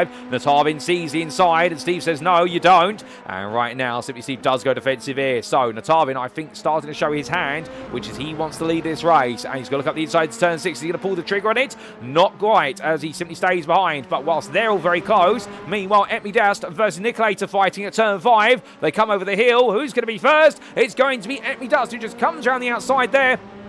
niCKaLaToR fighting to the inside of turn 5. We'll get a replay of how that started very shortly, because something tells me niCKaLaToR went all in for the move, and right now he's got an itch to scratch, and that itch is definitely wanting that 4th place. And LMP2 here looking a bit more pressured as time goes on. And well, I think Nick Squared here definitely have the car that seems to be the better car, at least for the long stintage. Meanwhile, it does seem as though the Speed Squad team are starting to lose out as they get towards the end of the open in half an hour. But coming out to the kink there, Knotavin under pressure from Squilliam, and Squilliam so close again, but does not go for it. You can see slightly offline there, not quite following exactly in the wheel tracks of Knotavins car, and that's by design. What he's doing there is peeling out a little. He still gains the majority of the draft, but he's also then giving himself a little more forward visibility just to make sure he hits his brake markers. It's a tactic that a lot of drivers use when you're this close behind another car. You pull off slightly. It also creates some mental pressure on the driver in front, because then they have to wonder whether you are going to go for the move on the inside at the last possible moment. It gives you an opportunity, plus also what it does, if you miss your brake marker and the car in front suddenly brakes, you can then move to the inside very quickly. You've got to have cat-like reflexes to do it, but the best will do it, and these drivers will do it as well.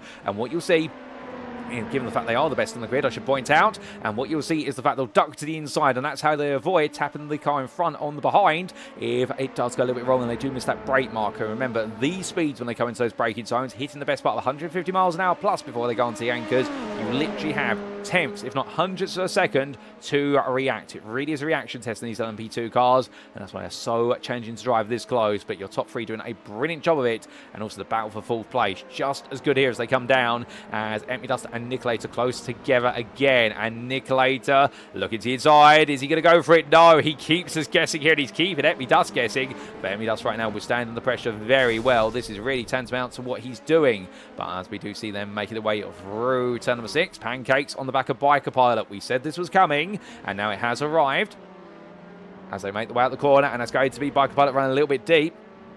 But will Pancakes go for the move here up the hill into the braking zone? The answer is no. He decides to wait. I mean, a smart move there. You really got to be fully alongside on the exit of 5 to try and go into turn number 6. Given the fact it's an uphill braking zone in that inside line, you need to be braking about 15 to 20 metres earlier than you would on the natural racing line around the outside. From there, back to Steve, Knotavin, and Squilliam we go, or SimplySteve and full. And as he comes in towards Canada Bend, which has proven to be the demise of Gabay only months ago. I do believe he's been involved in instances. He's just towed to the pit lane as I look at my content booth window. So unfortunately for Gabay, that will be his 3rd trip to the pits. The car being repaired, and hopefully we'll see it back out there, but he will have now used up all his fast repairs. So from this point onwards, it does mean every time he picks up damage, he will have a much longer pit time, and well, sometimes those pit times can take the best part of several minutes to repair the car, let alone seconds. But onto lap 14 we go, and well, we've had plenty of seconds with regards to this battle for the lead, and we want more even more than that. We're getting quite bloated on it, but that's not bad. And as we do see Squilliam continue to chase, we're right on board with your 3rd place man as he heads on towards turn number 3. Now the sunset coming on down here, and indeed a wonderful sunset, a really poetic way to really see the season off, and I do believe that might have been the intention of the series organisers to have a sunset, to say we are sunsetting the season, if you will, and indeed if that's not quite racing poetry, I don't know what is, and we couldn't ask for a better situation than to have our top three absolutely fight each other tooth and nail. But remember, the top three you see here are not fighting for the top three spots in the championship in terms of the crown necessarily, because Knotavin, the man who's in the middle of this group, well, he has already sealed the deal with regards to the championship for this season, so it's really the battle for second place in the championship, which SimplySteve is rather belligerent for that. Squilliam is not, unfortunately, given he's missed several rounds, but SimplySteve right now, things for the fish as they currently stand. I believe it would be very close between him and CatDaddy for the runner-up spot, although niCKaLaToR would also have something to say about that. But still, there are going to be plenty of twists and turns. We do have a calculator on standby to work out what the possible permutations are, but we're not going to go into those yet. We will wait until a bit later on, just because we're not even halfway through this race yet, and anything can happen at any point. It normally does in motorsport, so we are just going to wait patiently there before we start to throw all the permutations into the mixture. But as we do see our leaders coming down, we're still a little bit further away this time, just looking at a little bit safer for a moment. niCKaLaToR and niCKaLaToR. The fight for fourth carries on, but niCKaLaToR a bit further back at the moment, so he's taking a bit of pause, a bit of respite to see whether he can gather up another attack. Then we do have a biker pilot here making his way through the kink, flat out there, and as he does so, well, you can see there the sparks flying from the underneath of the car. I think they've got quite a low setup on the 3.8 car, and those sparks, well, the problem is that's the undertray of the car rubbing against the tarmac. It looks brilliant. You don't really want that, however, because the more times you rub against the tarmac, it creates a thing called friction, where it's the rubbing of two surfaces together. That friction is going to slow the car down. It's bottoming the car out, essentially. That's what the term is used there, if I remember correctly, whereby essentially the bottom of the car is bouncing off of the road, and you do not want that because then you are rubbing off speed, as we do see CatDaddy now get into the mix. So Biker Pilot and Pancakes, they've been close together, and CatDaddy says, remember me, guys? And I think they'll both look in their rearview mirror shot and go, oh no, not him. And well, yes, it definitely is him, the number 69 driver playing race cars, and well, it's been a brilliant recovery so far. But now, how can he find his way through? Well, it's going to be Pancakes looking up the inside of Biker Pilot. And, well, he's going to go for it, but not quite into turn 3. But it's going to put him under pressure. And in the end, Biker Pilot just about withstands it there. That was literally on the limit of what was possible. As ahead of them, we do have what is niCKaLaToR versus niCKaLaToR again. niCKaLaToR looking up the inside for a second time now in towards turn number 6. And that's going to make niCKaLaToR go a little bit wide. And now through turn number 7 there. A touch to the grass into turning for niCKaLaToR. He's definitely feeling a lot of pressure here in niCKaLaToR right now. He's really figured out. He looks up the inside in towards the air, but he's going to go for it here. Just squeezed up onto the curb a little bit. But to be fair, that's absolutely fair. He was given racing room, and niCKaLaToR knows right now that niCKaLaToR is primed to go for the move. But the thing is, niCKaLaToR through these corners, well, he was hanging back earlier on because we thought he didn't have the corner grip. But right now, it seems that niCKaLaToR under increasing pressure, that mental pressure, is just hitting a bit right now. And niCKaLaToR is proving to be an absolute forward in the side of niCKaLaToR. And here they come down towards Canada Bend, and the overspeed there of niCKaLaToR with a toe. This is going to give him the best opportunity so far. Looking up the inside to turn of 12. Onto the race he goes. And I think niCKaLaToR is going to get that done unless he overcooks the corner. The answer is no. He makes it absolutely cleanly on through. And niCKaLaToR up in the full place. Lovely move there from your number 5 driver. And niCKaLaToR now latches back on behind as they come in towards turn number 14. But now, with the roles reversed, now that we're going to see niCKaLaToR go from the hunter to the hunted, will he be able to make sure that niCKaLaToR does not get close enough to try and make a counter-attack? Or are we going to see here that niCKaLaToR right now prefers to be the hunter? Well, all that and more is due to come as we're almost at the end of the opening half an hour of this race, but still very close battles out there as we do see niCKaLaToR close, but not close enough to try and make an attack into turn 1. SimplySteve, Knotavin and Squilliam together there as they come down the hill towards turn number 5. And it's 5 tenths that separates the top trio at the moment. But as they roll the way down the hill, I think right now Knotavin and Squilliam both entering a bit more of a fuel-saving mode here as we get a bit closer towards the proverbial pit stops. And well, those pit stops will be around about 10 to 20 minutes away for our drives if the one-stop is the strategy today. We are waiting to see. Again, Road America is a circuit that can be quite thirsty on fuel because you've got so many long acceleration zones, but also you do have a lot of opportunities to fuel save around here, whether you are in clear air or alternatively behind another car. Preferably behind a car, but right now CatDaddy's going to try and look up the inside here of Pancakes, who takes a bit of gravel on entrance turn 5, a bit of pressure there to go on the outside, and it's going to be CatDaddy on the inside here coming over the rise, but as we see them emerge, CatDaddy coming in towards turn number 6, classic move out the inside, and now Pancakes I don't think is going to be able to make it too wide into turn 7. He will not, and he has to give up the spot there. And CatDaddy up into 7th place. Lovely move. And your number 69 driver moves onwards now. Pancake's falling a little bit further back. But now CatDaddy's got 1.2 seconds to close down the biker pilot, who makes a complete ham sandwich out of turn 8. Running very wide there, taking plenty of grass with him. And well, that's going to suddenly completely slash the gap to CatDaddy down by 2/3. It's gone from 1.2 seconds to 4 attempts. As quick as that. And now biker pilot's going to be feeling the pressure. And to be fair, what pressure he will be feeling. The 3.8 racing driver, he has been mostly faultless so far in this race. And if he was to bring this 6th place home, it would be one of his best results of the season. In fact, I think it would be his best performance of the season. And well, he's going to be holding off a very stiff competition from now all the way to the end. It's going to be a very tough hill to climb for him as he heads uphill through turn 13. SimplySteve, meanwhile, Knotavin and Squilliam gone to their 17th tour of the circuit, and the gap right now is closing a bit more from the Knotavin to the back of SimplySteve. We are seeing a repeat of from a couple of laps to go, but we've had a bit of a mistake there for CatDaddy going wide out of turn 14, and Pancakes gets back ahead to the playing race car's driver in his hurry to make progress. Instead regresses, and he drops back down to 8th place as Pancakes takes that back, but you can expect that CatDaddy will be back on the attack very shortly. But as our leaders now make their way in towards turn 6, we're going to leave the present behind for a brief moment in time. We're going to make our way back to the past and take a look back at some of the big moments that have happened since our last set of replays, including, of course, what happened to the battle for niCKaLaToR versus Dust.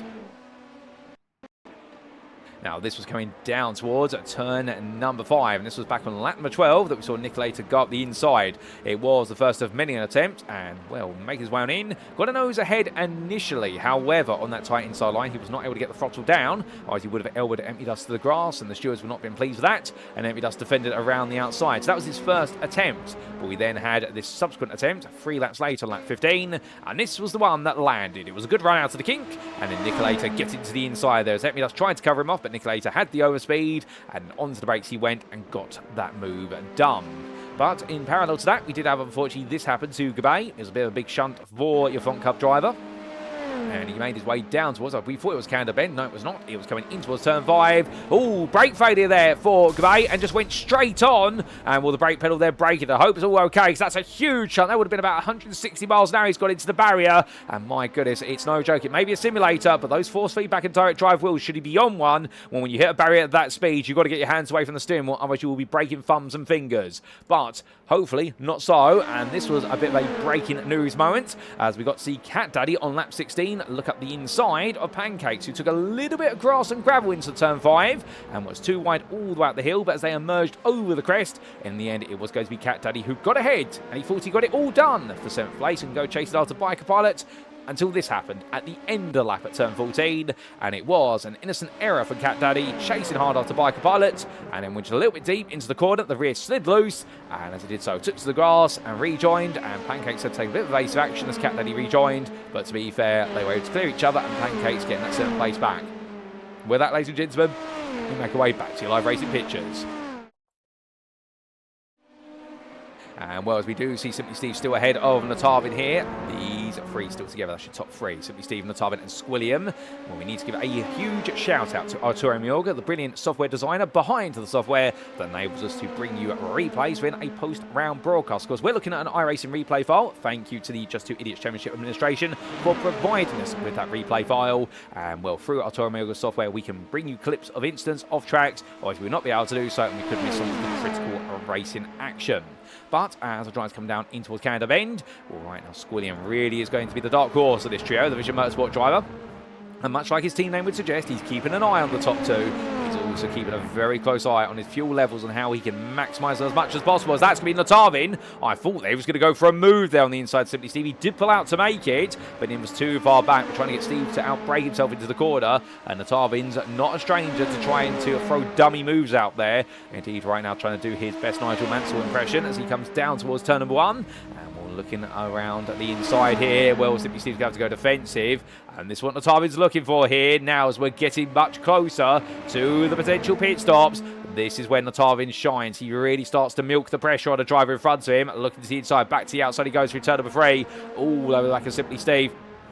And Squilliam's not going to help out SimplySteve here. He's not going to try and become the friend because he just simply wants to capitalise over the top two of them. And to do so, all we need to do here is save the fuel off the back of them as Pancakes is into the pit lane for his pit stop. So he makes his way in. What is 35 minutes into the race? SimplySteve defending here. And we've got just under an hour to go. And we've also got into the pits DC. So both drivers in and thereabouts. Meanwhile, SimplySteve still having to defend here through every corner. And Knotavin right now, he's definitely been told on the pit wall by the niCKaLaToR team, you've got to get that lead off him now. You're pitting soon. You need track position. But SimplySteve is refusing to give in. And Squilliam is watching as we ride aboard with the third place man, the man with the popcorn seat view in the house, as he comes through turn number 8 in towards 9.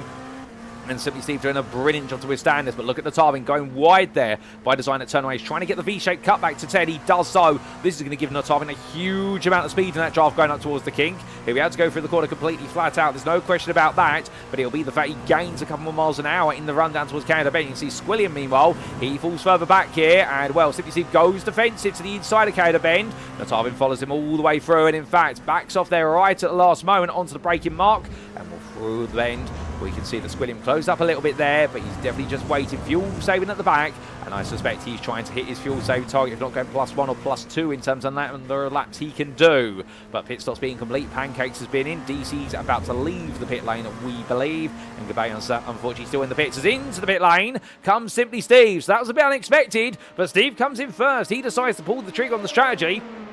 And as he makes his way on down, Knotavin and Squilliam will carry on. I think that right now this is going to enable Knotavin to take the lead of the race strategically. I think Steve, under that pressure, he definitely hasn't been able to save as much fuel unless we are seeing the two-stop race here today. And in fact, those fuel tanks cannot go 45 minutes. They can only go the best part of around 37 to 40 minutes. So therefore, that means the second stint's either going to need a lot of fuel saving, or alternatively, what it's going to require is some tries of quick splash and dash pit stops right at the end. It's going to be interesting. SimplySteve is being serviced. I look at my commentator booth window. niCKaLaToR into the pits as well. So is Biker Pilot, but CatDaddy and Etmidust have stayed out. So some critical changes there. Etmidust retakes full place on the road, well, third place on the road at the moment it would seem. But of course, remembering SimplySteve is in the pit lane and niCKaLaToR, his main rival, has disappeared. And meanwhile, Biker Pilot into pits there and in a bit of conundrum with CatDaddy and also the company of Pancakes, but they're all pitting. CatDaddy is not. Here he is out of the circuit at the moment, so therefore he'll be hoping in this clear track he's able to lay down a couple quick laps and perhaps get the jump there on Biker Pilot and also Pancakes once they emerge. Unfortunately, we've had a bit of a moment for Garlic Dog. That's coming out of turn number 14, and it's almost sent him to the pit lane by default, but in fact he's not come to the pits there. He carries on his journey, and as he does so, yet to pit, but I suspect he'll be pitting when he wants to in a couple of laps time. But looking back to the front, Knotavin and Squilliam together. Now, SimplySteve has emerged in the pit from the pit lane in 5th place. He's got clear track in front of him. And, well, everyone who's come into the pits has emerged with clear track at the moment. Biker Pilot is leaving the pits. Here he is. He is going to come out behind niCKaLaToR, and I suspect he's going to be well clear of Pancakes. Now, Pancakes makes his way down the start-finish straight. Urko is between himself and Biker Pilot. And there's Biker Pilot. There's Jen coming on through. But remember, Jen is on a much different strategy. She had to pit right at the start due to what was a instantly contact to the back of her car from Gabay in towards Canada Bend, and therefore she will need to come into the pits sometime soon. She will not be able to do this on the similar strategy to everyone else. So therefore, Jen is on an alternate race strategy. We'll have to wait and see how she fits back into the picture. But Etmidust is into the pits. He decides to come in from 3rd place. CatDaddy goes on through still. We suspect he will, as Knotavin and Squilliam are going another lap. And CatDaddy still a bit further behind. Will he pit into the pit lane, in fact? That's the question. And the answer is going to be yes, he does. He immediately deflects to the pit lane. So I get a bit ahead of myself there in the commentary booth. And as he does so, he decides enough's enough. He can go the best part of 39 minutes. Meanwhile, your leaders, they're still going a bit longer, but I think this is the fuel saving that's aided them. Now, SimplySteve has been in the pits for 41 seconds, or 40.75, so he will have put quite a sizable amount of fuel in that car, but he won't have been able to fuel save as comfortably, as Pancakes, meanwhile, has had a bit of an off at turn number 6. He has to let the leaders go, and that's going to hurt him massively. He'll be able to chase down Biker Pilot, who's now well clear, and, well, Biker Pilot has Urko behind, and Urko has really caught up here, so it's all changing through at the 3.8 racing dry under pressure. But remember that Urko did pit on at lap number 9, so he's pitted much earlier, but I think he's got his splash and dash pit stop out the way. But as they come down towards what will be Canada Bend, he's got to look on the inside here, and Urko will go for this move, and your number 33 driver will take 9th place on the road. But I have to wait and see how that fits into the bigger picture, as Etmidust, CatDaddy and Garlic Dog all in the pit lane. Etmidust now leaving the pits. Where is niCKaLaToR? Here comes niCKaLaToR, and Etmidust Dust is going to get ahead for 4th place. It is going to be into the hands there of Epmy Dust. That position goes, and niCKaLaToR falls behind by the best part there of 2 seconds. So what a swing that's been. And that swing has come about simply through what has been the laps since niCKaLaToR pitted. niCKaLaTOR's not had the best out lap, and now he'll try and give chase. But meanwhile, Knotavin in, Squilliam in, and they've come in 40 minutes into the race. Now, doing the mental mathematics here, that means they're going to have a longer stint with regards to their second stint. If they are going to one-stop this, they will need to do what will be 48 minutes at least, plus the final lap. I don't think that's going to be possible based on these fuel tanks unless they do an absolutely huge amount of fuel saving. To be fair, they could do it, but the one-stop is going to be challenging to do. We'll have to wait and see. There is an opportunity for one-stop here, but you're going to have to sacrifice quite a bit of pace all the way towards the end of the race. But I suspect if you can pull it off, given the fact that you do spend almost a minute and a half in the pit lane end-to-end, you are going to lose about a minute in race time coming into the pits again. Regardless, as that Epmy does go very sideways. And getting it wrong there at turn number 8, and that's going to leave niCKaLaToR now with 4th place in his hands. Well, we're going to have to take a look back at what exactly has happened to Epmy Dust, because that's gone very wrong. And well, I think that's the cold tyres. I think what was holding niCKaLaToR back, but niCKaLaTOR's nailed his outlap down the colder tyres. Epmy Dust clearly has not, and right now he's got to try and nail it back on as quickly as possible, because he needs to go chasing. He's now 4 seconds behind niCKaLaToR, or 3.4 to be a bit more precise, as he picks up the pace. And there's niCKaLaToR ahead, as meanwhile we're waiting to see which of the cars of Knotavin and Squilliam will leave that pit lane first.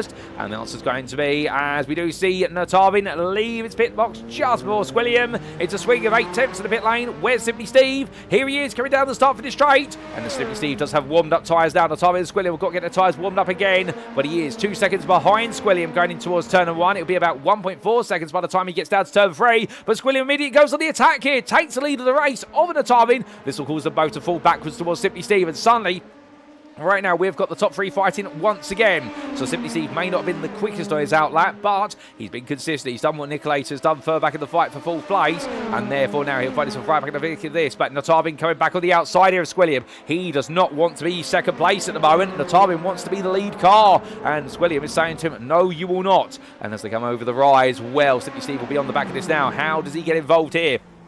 As we ride on board the very colourful number 23 Speed Squad car. Indeed, it does feel like it's a bit of a artwork there. It's a van going away. And as he comes down the hill, it's a good run here. He's going to cut to the outside. He gets very close with himself there in Knotavin. And Knotavin gives up the space immediately there. So SimplySteve up into 2nd. 7 tenths behind Squilliam. He'll go on the attack here as he makes his way towards the king.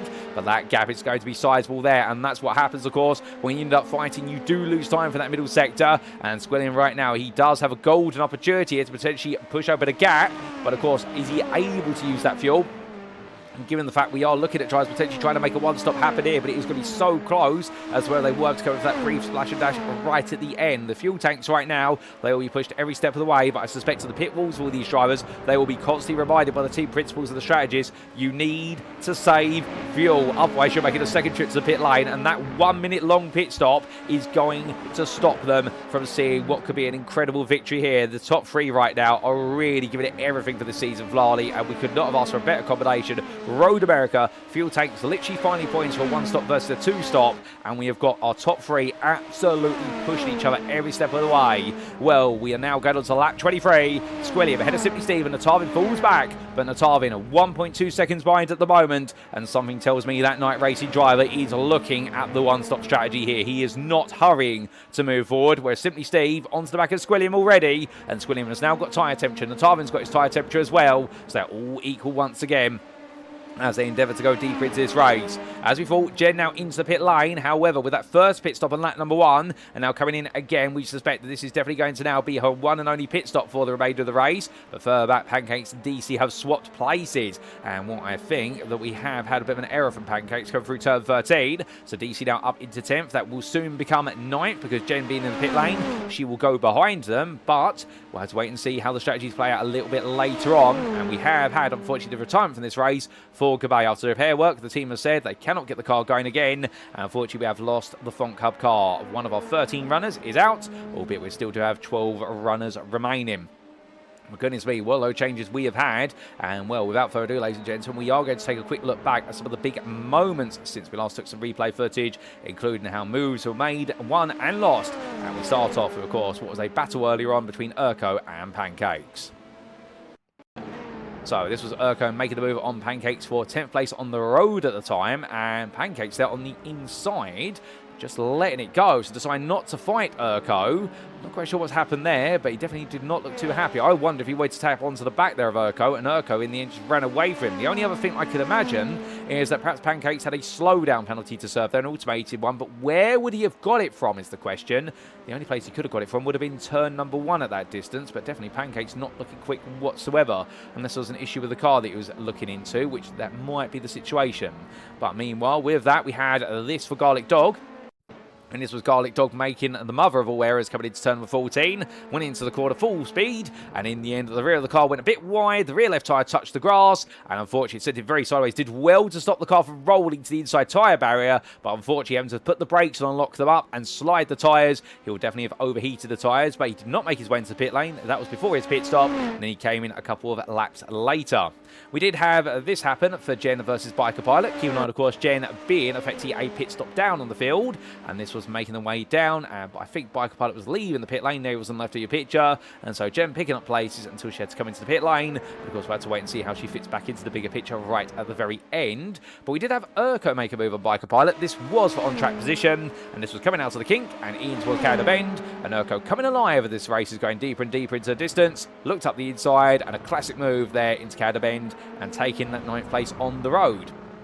We then did have this for what was Biker Pilot on CatDaddy, and well, in the end, CatDaddy having things go a bit wrong, and he was in the pit lane at the time, and whilst they made the way onwards, we could see Biker Pilot chasing Urko, CatDaddy coming out the pit lane and coming right out the back of this group, and having to do all the hard work once again.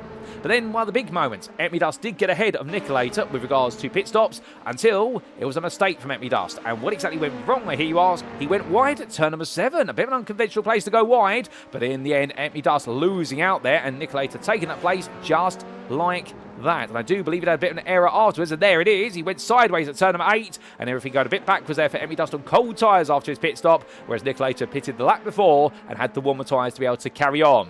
But then we had this change at the front after they'd left the pit lane.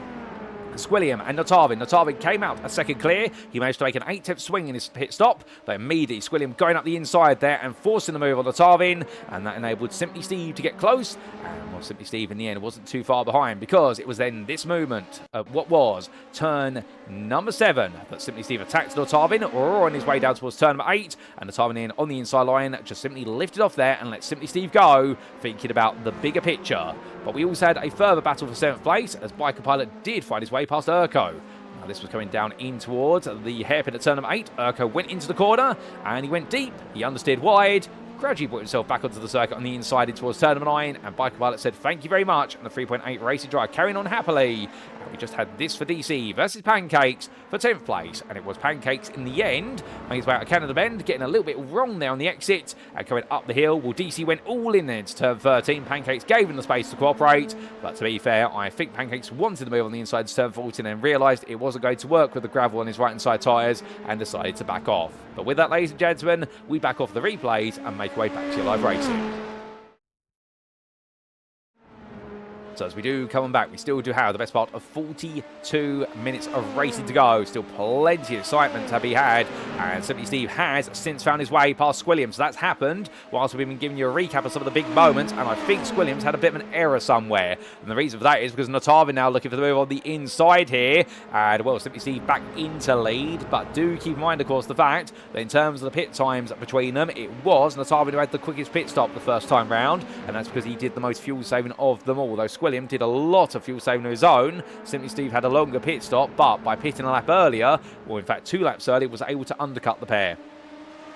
We're now making the way down the start for this straight. Night time definitely coming in at this point. We're running out of ambient light little by little. Although I don't think we're going to go into complete darkness here today. I do keep in mind the fact that at Road America there's no real circuit lighting. There's a little bit down the start for this straight, but otherwise the majority of the circuit will be headlights only. Well, should we get to night time, that's going to be a bit of a scary prospect for the drivers, but they will need to have prepared for it. Indeed, racing a circuit at night, particularly when it does not have lighting compared to a circuit at day, it is a completely different circuit, most drivers will say, because all the brake markers you use, such as a tree or a marshal's post, they will no longer be as visible, and suddenly you've got to do the circuit from memory just as much as you have from what is the markers that are around you. And here we see Knotavin looking up the inside. It was turn number 5, and Squilliam does not fight that hard. And I think we are seeing a bit of a jostle back and forth here for position. And I think the problem is right now for Squilliam and Knotavin in particular is they both want to fuel save off of the back of the two cars in front of them, but neither driver really wants to play the game of being car number 2.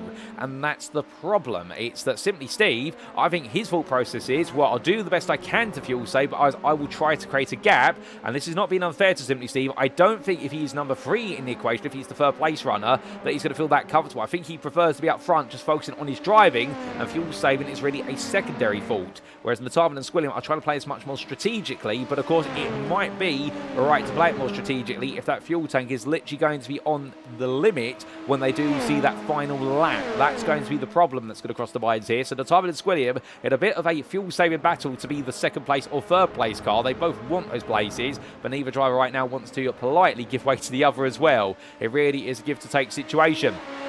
But speaking of trying to take places, well, Jen here after a pit stop, now looking for the move on niCKaLaToR, coming down the start for this straight. And we're coming up to the inside here towards that braking zone. Does she go for it? The answer is going to be no. She waits behind instead and waits for another opportunity. So I think the thought process is here that she wants to save some fuel initially off of niCKaLaToR and perhaps make the move at the end of the run down towards turn number 5. That would be the place to do it, because then you do go for the tight corner sequence for what is a good third lap, and that way you can open up a bit of a gap before then you can think about fuel saving the run down towards Canada Corner by yourself without any driver in front of you.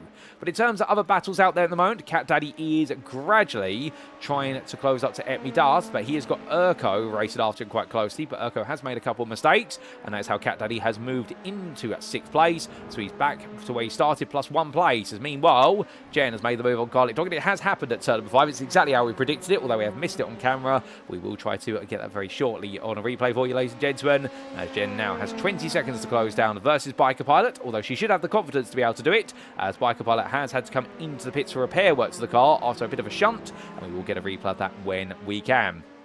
But we're going to take a quick sip of water and let's give you a recap of how things stand after what is almost an hour of racing, and we're almost into our final third here for our Crown Jewel season finale at Road America. And as our drivers do make the way on around then, SimplySteve, your leader currently. But to be fair, he did not start on pole. He started in second, but managed to take the lead off of Knotavin quite early on into the race. Put pressure on him in towards turn number 3 and got the move done into turn 5 on the open lap. Since then, Knotavin and Squilliam, second and third, and they have been exchanging second and third place back and forth. And the whole aim of the game between the top 3 has been nobody wants to be the leader unless you're SimplySteve. You want to be the second and third place drivers who save the fuel. But the problem is, Knotavin and Squilliam fight each other just as hard as they're fighting for that fuel saving, and therefore they're falling 1.4 seconds back, but still staying within the coattails of the slipstream of SimplySteve's car. Squilliam, of course, started third. It's where he currently is. And Knotavin, your pole sitter, looking to try and make it 10 wins. All 10 wins this season. With this result, plus where Jen is in 11th place at the moment, will be guaranteeing the team's championship for iRacing. niCKaLaToR in 4th. 14 seconds behind the top 3. He's been enjoying a brilliant back-and-forth battle with LMP2, and in the end decided to pit a little bit earlier on strategy, and by doing so was able to undercut LMP2, who made a critical error on his outlap and yielded the position to niCKaLaToR. But LMP2 right now is trying to match niCKaLaToR for time, and he's doing so quite admirably at the moment as he makes his way along the pit wall there, and well, that's very close to one. Not quite sure what that's about, unless he's trying to just simply see how close he can get to that wall in preparation for an overtake perhaps later on. Perhaps he's sizing up niCKaLaToR. As he comes through, LMP2 was the man who started 4th after a brilliant qualifying performance. He was the best of the rest beyond the top 3, who were 4 attempts ahead of him in terms of qualifying pace. But he's lost out to niCKaLaToR so far, effectively on strategy, and therefore he's got to try and come back on the road. CatDaddy, 22 seconds behind. He started in 7th, fell all the way to the back of the field with a spin at turn number 3 on the opening lap, and since then has recovered well and has recently found his way past Urko, the Long Life Motorsport driver who started in 10th, made his way up the order, but lost out with an innocent mistake for what was 6th place, and now he's trying to give chase back for that 6th place spot. Although the pace right now is swinging in the favour of CatDaddy as they make their way deeper and deeper into this second stint. DC, his teammate, is a further 12.5 seconds behind. He does have Pancakes gradually closed on him, and these two have been a back and forth battle since the very start of the race. Unfortunately, BikerPilot not in that battle. He was in it, but an instant for him, which we are going to get a replay of shortly. Has seen him come into the pits for repair work to the car, and has relegated back to 10th place. The 3.8 racing driver was, of course, potentially for one of his best performances of the season, and it would have effectively been perhaps a run for 7th place, but unfortunately that incident has definitely cost him very dear as he rounds off the top 10, and then you do have 17.5 seconds behind behind Jen for iRacing. And after what was a brilliant qualifying performance and quite an adventurous opening lap, unfortunately the adventure was one that was unwanted, as she did make a big mistake of being tapped on the rear by Gabay in towards Canada Bend, albeit it wasn't her error, of course, but both drivers there coming into contact. Well, she made her way into that braking zone. Unfortunately, her race unravelled, had to go into the pits for repair work, and since then has now got things back together, but is on essentially a two-stop race by default. She's already made her second stop, is trying to get to the finish, and Garlic Dog, it's rounded off your running order in 12th place at the moment, having been passed recently by Jen, not on the pace to chase her, but to be fair, keeping his head down, and we have lost our 13th starter of Gabay. The Font Club car that started 8th had a huge braking error in towards turn 5. We believe the brake pedal in the car completely broke and went straight into the tyre barrier at the best part of 160 miles an hour, and we'll drive it's all okay from what I'm hearing, and well, as a result is in the pit lane. But speaking of things we are hearing, and this is a sudden change, and Squilliam has dropped to 5th. He's dropped a long way down. Is that because of a mistake? I suspect it is. In fact, we're hearing it's been a big mistake from Squilliam. We're going to have to get a replay of this very shortly. Well, that means now your battle for victory is between SimplySteve and Knotavin. Well, this is a twist, ladies and gents, I don't think anybody saw coming, as night time is definitely settling in now here at Road America. So suddenly this circuit is going to become a very different character,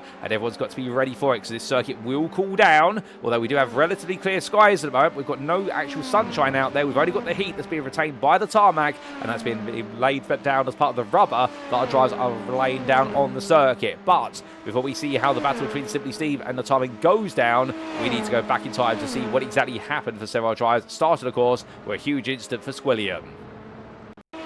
Now, this was on lap 28, so only moments to go. He was chasing the top two, went into Canada Bend. So what went wrong exactly? Went onto the brakes, carried too much speed into the corner. The car went straight on onto the gravel trap. And it is a deep gravel trap there by design in case the car does go straight on. It's to help slow the car before the tyre barrier. He had to reverse his way back on, but it took so long to get back on the road in the end that as he started to get himself pointed in the right direction, there was niCKaLaToR and there was Epmy Dust. So that explains why Squilliam is all the way down into 5th place. And Epmy Dust had to quickly react there to make sure he took the place off of Squilliam before he got himself back up to speed. So I suspect we'll see a battle with them shortly. But meanwhile, we also did have this happen for Biker Pilot. This was on lap 25 a bit earlier on, and this was when he was under pressure for 6th place with CatDaddy and Urko. Came through turn 8, went a little bit too wide, and the car came loose, hit the barrier, and unfortunately hitting the concrete there, not the tyre barrier, as otherwise I think he would have been able to get away with that without having to come into the pit lane, but unfortunately missing the tyre barrier there, and for Biker Pilot, his race unravelling just like that. And you've got to feel for him, because he was doing so well running in 6th. I think CatDaddy was catching up to him. I think that 7th place was really going to be a reality for the 3.8 racing driver, but sadly it is no longer reality nor a certainty. But with that, ladies and gents, we make our way back to your live racing.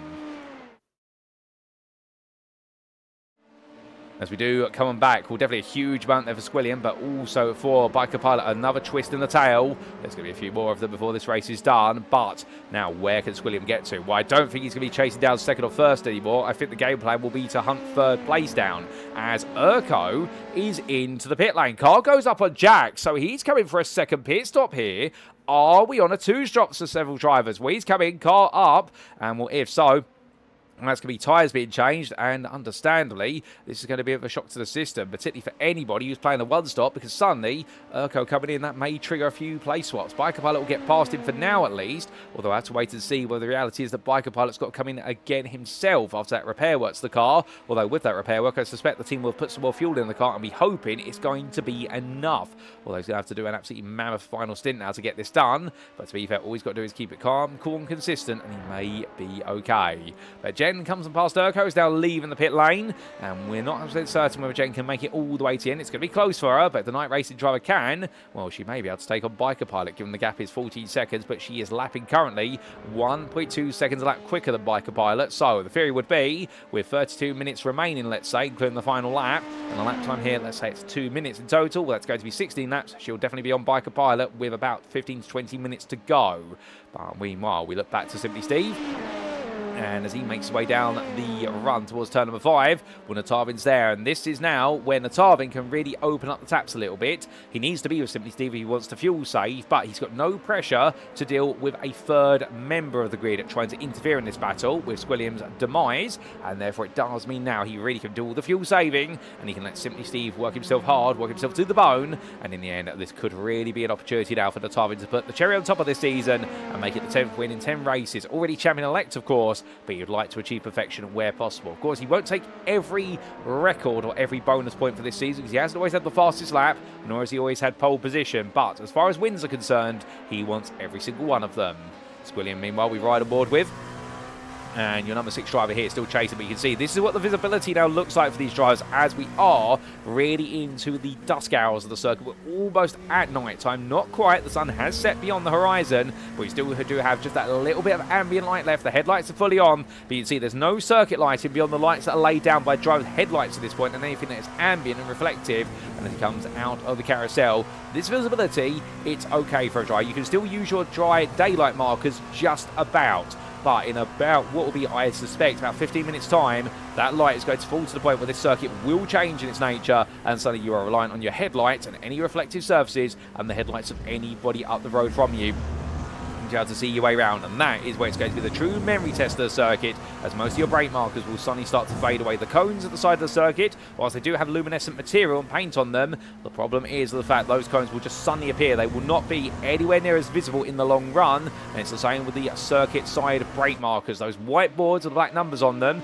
they are reflective for a reason. They reflect the headlights back so you can see in the dark and know there is a corner there, but still they do suddenly really appear suddenly towards you. And also the kink, well, there's no marker for that one. You just simply have a curb that you're going to suddenly see out of nowhere, and you need to remember your turning point. That's the one where you do need your muscle memory absolutely dialed in.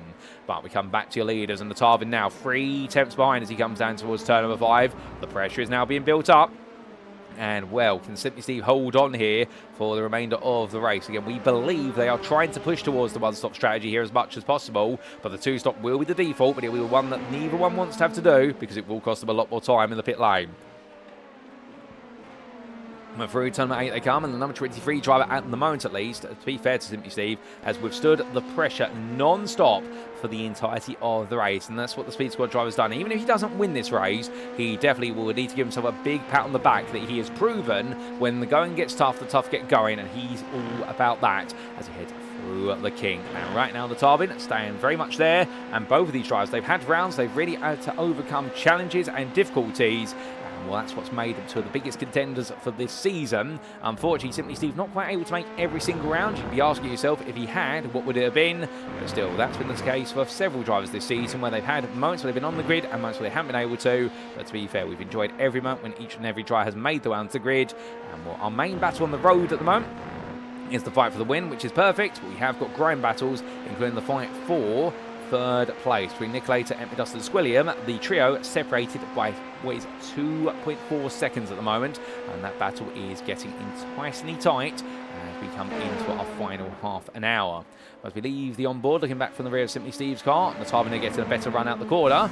We jump aboard here as he comes down the hill, looking in towards turn number 3. And I think a little part of him does want to make this move happen right now, but another part of him I think is very strongly saying, I think the team on the walls are saying to Knotavin, don't do it, just sit behind. You will take the lead on strategy here if you get this right. And well, heading down towards turn number 5. The move's going to come. It'll probably come towards the end of this stint. Indeed, it's maybe all the way towards the end of the race. But Knotavin right now literally giving himself the car that will have the greater fuel capacity at the very end to be able to make the move happen. Whereas SimplySteve is going to do a bit more work as the wipers go on there. And well, that's not because rain is going to fall. We've got no rain in the forecast as far as I'm aware, ladies and gents. But at least as I look to my weather map, what we do, however, is, of course, is stone chips and bits of debris being kicked up from the car in front. They go onto the windscreen of Knotavin, and that's what his wipers there for, to clear it off and give himself the best possible field visibility. As we do see a little bit of grass being kicked up there by SimplySteve as he makes his way through turn number 8. And Knotavin again, just making that a V-shaped approach through the carousel turns 9 and 10. That's all about building the speed out the corner, and that way he doesn't really lose too much time. But he does have to lean a little bit more on the front left tyre to do that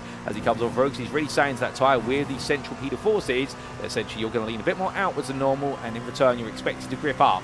Of course, tyre life becomes a bit of a question as well, although we have seen plenty of tyres be changed on these cars. I suspect all 4 tyres have been changed in the pits for each and every car out there when they have had their major fuel stop, and there will be no surprise right now if they're going to be on tyres that we're feeling comfortable at the moment, but we're feeling quite worn towards the very end.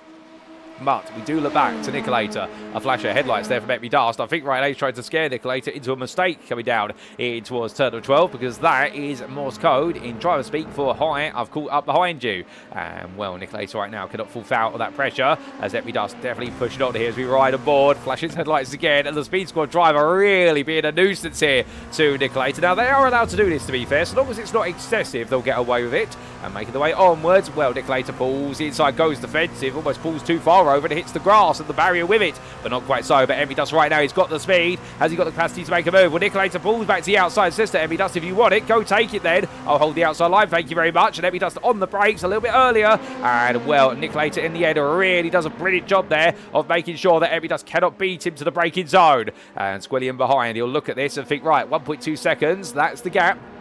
And he'll gradually get a little bit closer with each and every time they fight. But does he really want to be caught up in this fight right now? Does he want to get involved a little bit later? Well, I think part of him is thinking it's going to be the latter right now. He doesn't want to make this too soon, as understandably in doing so, he'll end up in a situation whereby he then has to try and fend off the two drivers who may just prove to be his equal over the distance. Although, given the lap times we have seen over a single lap, that would not be the case. It has been 3 attempts that Squilliam has been faster than EpiDust's personal best at 54.38 to Squilliam's 54.06, and niCKaLaToR's best has been a 54.77. But do keep in mind niCKaLaToR ran a bit of a different setup on this car, a car that's definitely geared towards the straights rather than the corners, but that's why he's so difficult to pass, and he's been so smooth and consistent. He's had to be, because he hasn't got all the aerodynamic grip over the rear end compared to his rivals, as EpiDust continues to follow. You can see in the body language of the cars as well, EpiDust they're able to take a much more aggressive inside line through the carousel, whereas niCKaLaToR, meanwhile, just simply enjoyed his lines. But here comes EpiDust once more, gets a really good run through the kink, and as they head on down in towards turn number 12, is he going to go for the move? He's going to look to the inside, but will he be able to go for it on the brakes here? He's going to go all in, he sees if he can do it, and niCKaLaToR in the end has got no response. The Speed Squad car does lead its way to third place, but not before we do see Squilliam there catch up behind a little bit closer. niCKaLaToR does come back. niCKaLaToR gets the run up the inside in towards turn 13, and it is going to be a swap around. But meanwhile, battle will lead in towards turn number 1, and it's going to be Knotavin going around the outside. He does get it done, but does SimplySteve come back at him in towards turn number 3? He does not, so Knotavin takes the lead now with 24 minutes to go, and will can SimplySteve outrun him down the run towards turn number 5? That gap, I think, says everything you need to know, which the answer may just be no. I think SimplySteve at this point, well, he'll be grateful for the opportunity to do a bit of fuel saving behind Knotavin, and perhaps Knotavin right now saw the fuel indicator, and well, the prediction with the amount of literage left has given him the confidence there to open up that taps a little bit more, and SimplySteve there fighting his way with the car through turn number 5 in towards 6. You can see a bit of aggression there. He wants to try and get back at Knotavin, but I think Knotavin now, with that clear track in front of him, he's only got one order now, and that is make the run, break away, and take that 10th win of the season here today, as niCKaLaToR, EpiDust and Squilliam so much closer together. And well, we'll get you a replay of how that all started and how niCKaLaToR got back, as meanwhile that's going to be Squilliam there looking for the move, and he passes EpiDust. EpiDust backs off there in towards turn number 6. And I don't think EpiDust has got a problem, but I think what EpiDust might be doing at this point is saying, right, if I can't get past niCKaLaToR, you know what, I'm going to save some fuel instead and let Squilliam do the hard work instead. Because I think for EpiDust and niCKaLaToR, the reality of the situation is, given the time remaining and the pace they're expecting from Squilliam, I think they both know they're really fighting for 4th rather than 3rd. If we had only, say, 10 minutes or less remaining, I wouldn't be surprised if EpiDust in that situation would have gone fully defensive versus Squilliam to hold on to 4th and prevent the 6th driver from coming forward. But niCKaLaToR right now, he's got a really hard choice to make here. Does he fight for 3rd place, or does he let it go to Squilliam and prioritise holding on to 4th? Now, part of him will say, well, every point is going to be valuable, particularly when he is trying to take 2nd place in the Drivers' Championship from CatDaddy. The reverse, however, is true in the fact that the more he fights, the harder he's going to make the race for himself, and also the fact with 22 minutes to go, that's not a short period of time. That is going to be the best part of 11-12 laps here, depending on where our leaders are on circuit. So niCKaLaToR has got such a difficult choice to make, and this is nowhere near easy. Now remember, of course, for Squilliam, he was forced to make that choice only a couple of rounds ago, back at Sebring in round number 8, whereby he was ahead of Knotavin for the lead of the race with 17 minutes to go. He held on for 10 minutes, but then Knotavin wore down the barriers that Squilliam was putting up, and niCKaLaToR is going to find himself in an even more obtruse situation with that today, as he tries to hold us that 3rd place, but he's got to make that call, and in the end he's going to have to stick by it once he's made the decision. But we're going to take a quick look back at how exactly that all played out, and also the battle for the lead and how that changed hands as we do go back in time to lap 34. So this first was niCKaLaToR battling with niCKaLaToR. It was a brilliant run out to the king, and it was going to be niCKaLaToR looking up the inside. Now, too wide they went in, and as they do onto the brakes, niCKaLaToR scooped up the inside, but one round on the exit went a little bit wide, and niCKaLaToR took that place back as William then watched on behind. But that's how they swapped the places round. Simultaneously, we did have what was SimplySteve and Knotavin battling for the lead. This was down the start for the straight, and Knotavin had a great run out the final quarter. SimplySteve was on the inside towards the wall, which is where you don't want to be, going defensive into turn number 1 necessarily, and Knotavin in the end had to scoop around the outside, but they were too wide going in, and SimplySteve simply went, right, I'm going to try and hold it all the way through, but then had to give up the fight coming out the corner, and Knotavin took the lead, and come the exit at turn number 3, that gap was wide enough that SimplySteve could not come back.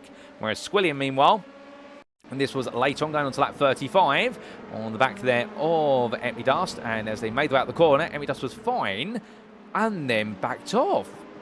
Oh, that's interesting. So, unless he picked up a slowdown for that slight little run wide out of turn number 4, but I don't believe you normally pick up one there. I wonder if niCKaLaToR, well, it must have been that he decided to let Squilliam have to do the hard work for him, but that's a bit of an odd one, because niCKaLaToR was all over the back of niCKaLaToR, and he just simply decided to lift off there. It's a bit of a shock, but still, that's happened, and we head back to your live racing, ladies and gentlemen.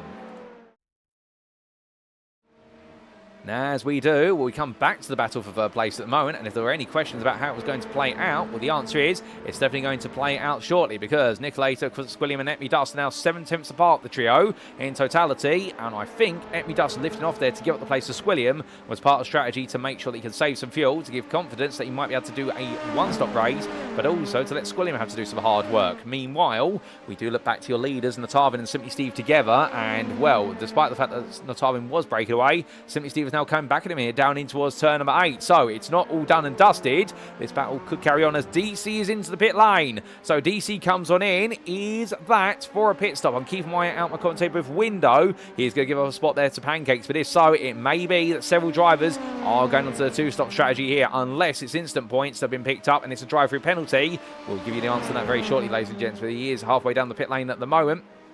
So DC's not too far away from X in the pit lane. And the answer to the question is, I believe it is a pit stop for DC. Yes, it is. The car's into pit, and it is going to take a splash and dash of fuel to make sure it can get to the very end of the race distance. So DC, unfortunately, not going to be able to see it on a one-stop strategy.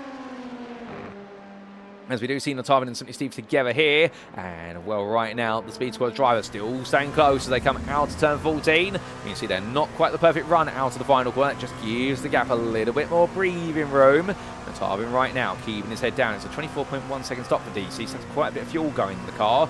And, well, understandably there, if it is a two-stop race today, our leaders are showing no signs of it as they do pass DC going down the start for the straight, as he does give up the space to them and gets put a lap down, at least for now. But a much better run through turn 1 for Steve there, and as he comes into the braking zone, well, Knotavin right now holding his ground, but SimplySteve is coming back here. He's putting some pressure back on, so therefore it does seem as though the night racing driver in front, either he's having to back off here to do some fuel saving, alternatively SimplySteve said, right, I'm going to go all in here and show you what I can do. Well, either way, this is definitely going to be enticing as they come down towards turn number 5. Knotavin goes defensive. SimplySteve backs off quite early there. He's going to go over the switchback out the corner and hope that Knotavin overcooks it under braking, but he does not. But it's going to be momentum out heel for SimplySteve. Looks on the inside. He just doesn't have the final 5 yards there to be able to make that move happen. I think a little part of him wanted to lunge that, and a part of him said, no, don't do it, otherwise you'll force both yourself and your rival off the road. And the stewards won't be too pleased about that. Meanwhile, fight for third.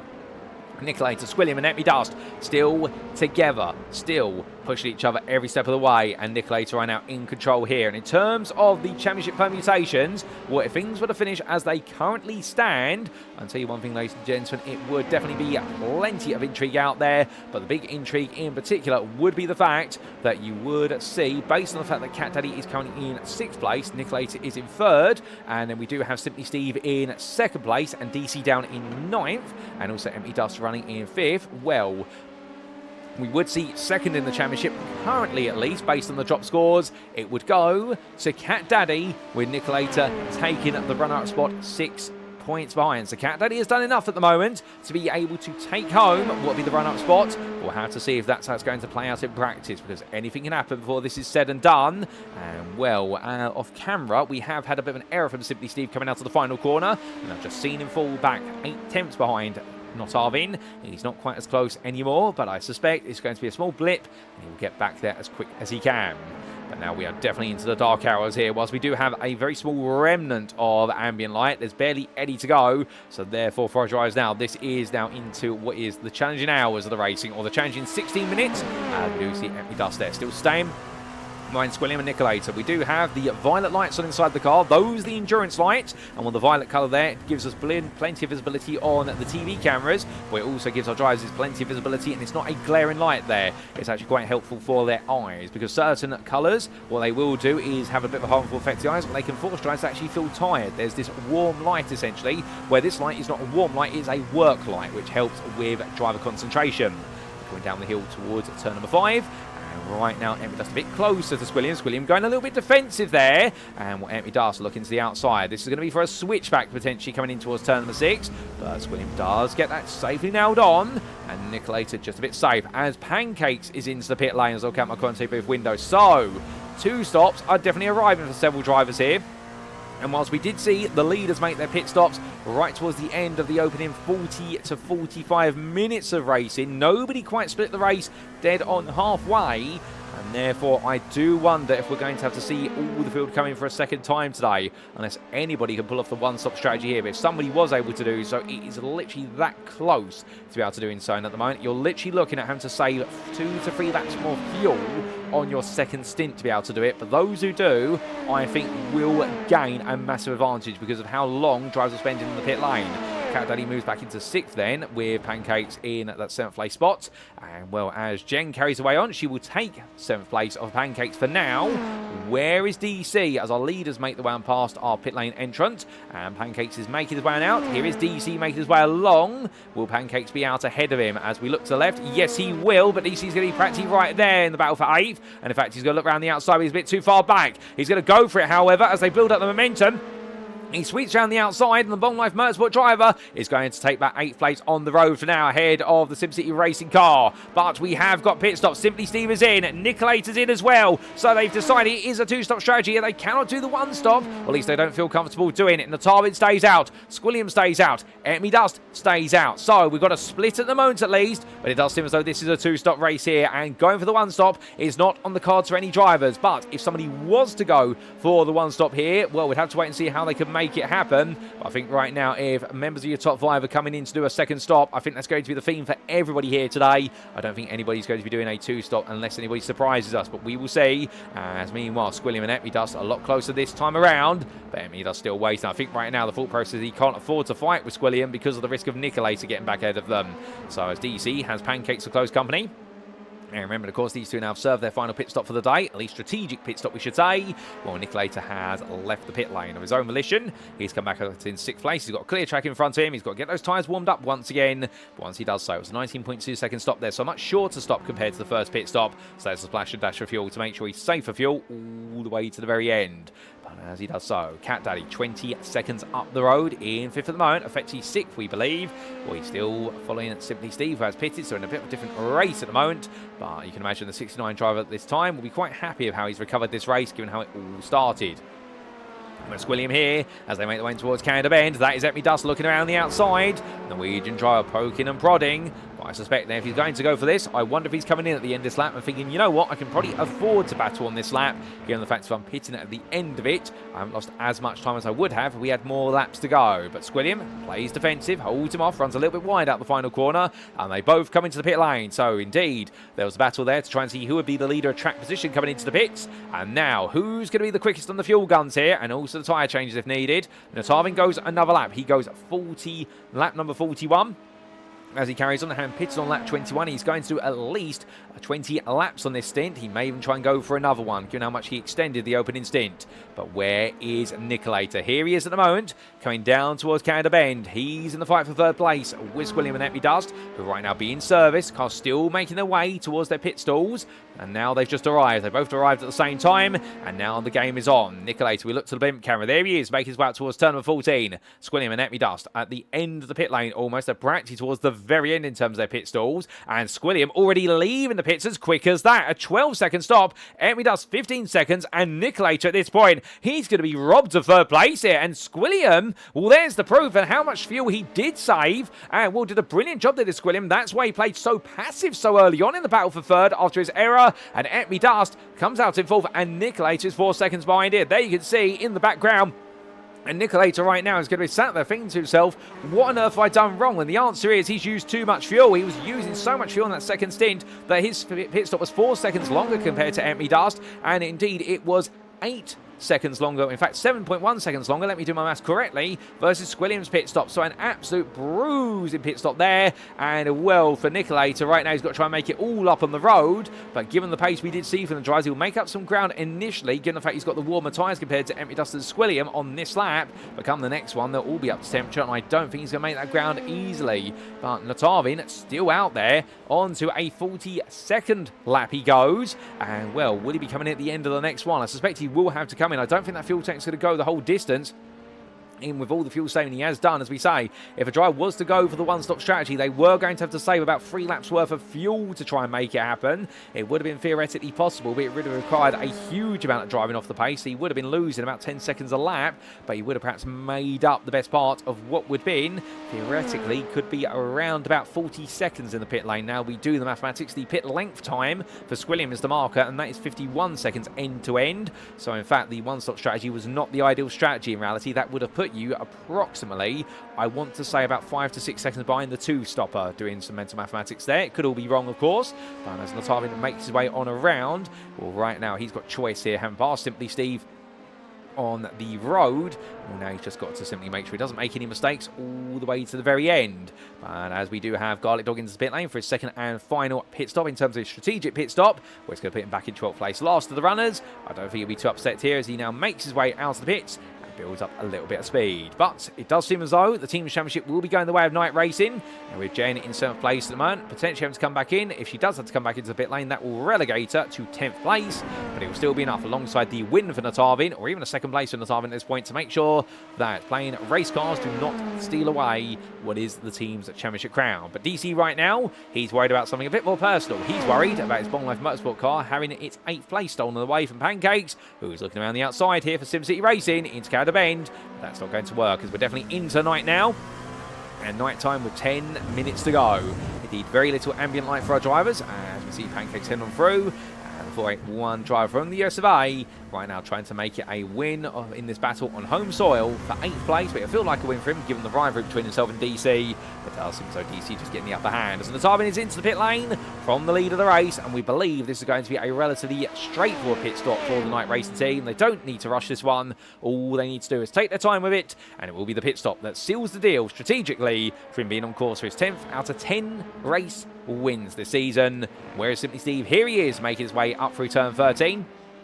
And in towards 14 he goes, but we believe with the overtake and the fuel saving that Knotavin was able to do on the second stint, that he should be coming out ahead of approximately 2 to 3 seconds clear. Well, we do look to the blimp camera. There, it's SimplySteve making his way down the straight, and at the end of the pit lane, there's Knotavin. He makes his way up to speed in towards turn number 1, and the gap is much so done, and that gap in the end is going to be the best part, where in fact it's more than what we predicted. That gap is going to be 6.5 seconds by the time SimplySteve clears turn number 1.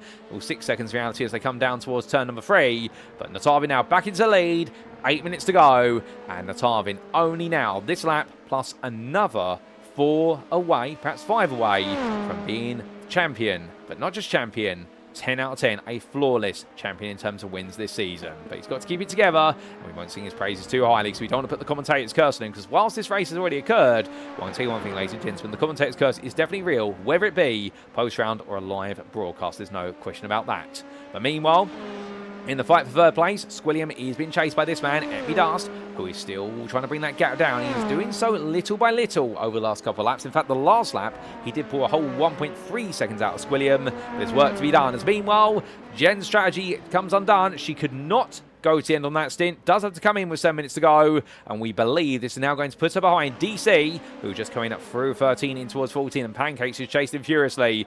Urko maybe a bigger question mark at the moment, getting his 9 seconds behind the pair. There he is, coming out of that Canada bend, and will make his way under the board very shortly in towards turn number 14. It could be a bit close between him and Jen, but we will see as he makes his way out of the final corner. Jen currently making her way down the pit lane, finally comes to a stall. In fact, I think Urko will clear Jen here the more we look at it, and well, Jen's only going to be in the pit lane for, I suspect, around about 10 seconds stationary, but Urko is about to clear it. There he goes, and Jen unfortunately is going to lose that 9th place as she makes her out. 11.2.8 seconds to be precise her stop, and will be relegated back to 10th place, and now we'll have approximately a 8.5 second gap to close down versus Urko to the very end. It may not be possible, but she's going to give it her best to try and do so and see if she can take back that 9th place. So all the pit stops are done, at least on strategy as we understand it, and that's all about survival to the final lap of the day, and indeed that final checker flag. DC versus Pancakes, that's the closest battle on the circuit. We do take a look at it as the Long Life Motorsport driver from Canada trying to get the upper hand here on his American rival as they come down the hill through turn number 7. Now, Pancakes has definitely been the quicker driver of the two over the course of the day, where it be on the long stint, will turn it over a single lap. However, TC being the lead car here does have that one advantage of track position, and he's definitely been making use of it every step of the way around. In terms of giving you an update very quickly with regards to the championship situation, in terms of who is going to be finishing theoretically 2nd and 3rd, given all the way the points would play out if they finish where they currently stand. Well, given the fact that niCKaLaToR is now set to look to potentially finish in 5th, with SimplySteve in that 2nd place and CatDaddy moving up to 6th once again, well, it does mean that we are expecting that CatDaddy will be your runner-up at the moment, 241 points, and you would see niCKaLaToR just miss out on 3rd place to SimplySteve, who would take it by a single point, at least at this time. Again, that's our prediction here in the Conte booth, and you would see DC in the end finish in 5th place with Etmidus 3 points behind him. So DC does need to hold on to this 7th place all the way to the end to be secure versus Etmidus. Otherwise, he may lose that opportunity to be taken home what would be none other than 5th place in the championship, and TonLo on 206 points would fall behind all the competitors, given the fact he's not been on the grid, and indeed he already has dropped scores and a 0 score in effect, so therefore he's adding another 0 score to his championship charge. But what a race it's been, ladies and gentlemen, and right now, for DC, Pancakes definitely putting that pressure on, but meanwhile we do look back up to Squilliam, who has got Etmidus getting a little bit closer. That last lap, Etmidus did take what was 7/10 of a second out of Squilliam, so Squilliam does still have a bit of a question mark hanging over him. Right on board here with your speed squad driver from Norway. Well, he's fighting with the steering wheel there. Those tyres definitely feeling that wear, but also that lack of visibility now, or he's having to do everything based on memory. That's why you will see drivers be a little bit more jinky with the steering wheel, because they'll go to turn in and then realise, actually, no, I shouldn't be turning yet. I need to turn in what is half a second later than that. As he heads down the straight, he can see some headlights off in the distance, and he's chasing those lights. So he gets ready to go onto his 45th lap of the circuit. And right now, we'll stay on board with Etmidus for an entire lap to give you an idea of what it's like to do a lap at night here at Road America. Very different to the onboard laps we brought you earlier on today, as he makes his way through turn number 3. And you can see there the fact that right now, pretty much very similar to what he's been doing previously, but this is where it gets interesting coming towards turn number 5 and all the middle sector, because he brings the cover to the right hand side. You can see the road quite clearly. You can see the white lines that denote the width of the surface, but as you can see there, the luminescent boards on the right, that's all he's got as his marker now in towards turn number 5, as he runs very wide there, but hops and skips his way back on and make his way up the hill now in towards turn number 6. No brake marker there, but to be fair, he'll do it based on memory of the hill. And now this is where it gets difficult. There's no real markers here for turning points through the middle sector. Going through 7 in towards 8. He does have the boards on the right hand side for his brake marker, thankfully. Breaking that 2 board once again. And now on the exit, having to hook things up. You can see a bit more conservative with his corner exit, and that's because he can't see the exit curve until he comes out of the corner. And will run his way down for the carousel. All your turning points now. This is memory, but he turns in a bit too soon. Doesn't carry as much speed as he would like, and that's where the little mistakes come. And that's why driving at night here at Road America is so challenging. As he comes through the kink and down towards Canada Bend, Canada Corners, it's formerly known. 2.5 minutes left on the clock. Our leader has gone on to what will be his penultimate lap, so he will get a grand total of 46 laps here today, as the Tarvin just crossed that timeline now. Indeed, we're not too far away from seeing our final checker flag. But this Too Fast, Too Tasty Grand Prix, getting the hashtag at the very start there, sponsored by Gem for Night Racing, definitely has been one of intrigue. But it does seem as though there, with Etmidus coming through that final corner, well, he's lost a bit of time there to Squilliam, so Squilliam may be looking safe at the moment, as he's opened that gap back up. And the battle between DC and Pancakes has just had a little bit of water poured on it with regards to the fact that Pancakes has now fallen to 1.3 seconds behind. Here he is. DC just going through the bottom of your camera there as they make the way through turn number 7. It could swing back and forth. Indeed, we are into the equinox hours now with regards to fighting, and it's not long left. So if a driver's going to make a move, they need to do it very shortly. But as we do see Pancakes and DC still looking to chase one each other down, we look to Jem, who's closing that gap to Urka at a rate of 1.6 seconds a lap. But the problem is to try and take that 9th place off of this man just up the road. She's going to need to achieve a lot more time than that. Also bear in mind the fact that they are on the lead laps. They do have the lap they're currently on plus 1 more to go. They have not quite been lapped by niCKaLaToR's Knotavin at the very front of the field. So Jen will be grateful for that, because that just gives us the right to finish on the lead lap, which is always a nice thing to do when you've had a difficult race, is to still finish on the lead lap. There's a little bit of pride about that. And indeed, it doesn't matter who you are as a driver, even if you are a rookie, finishing on the lead lap means something special. It means that you were on the pace with the lead pack, in theory.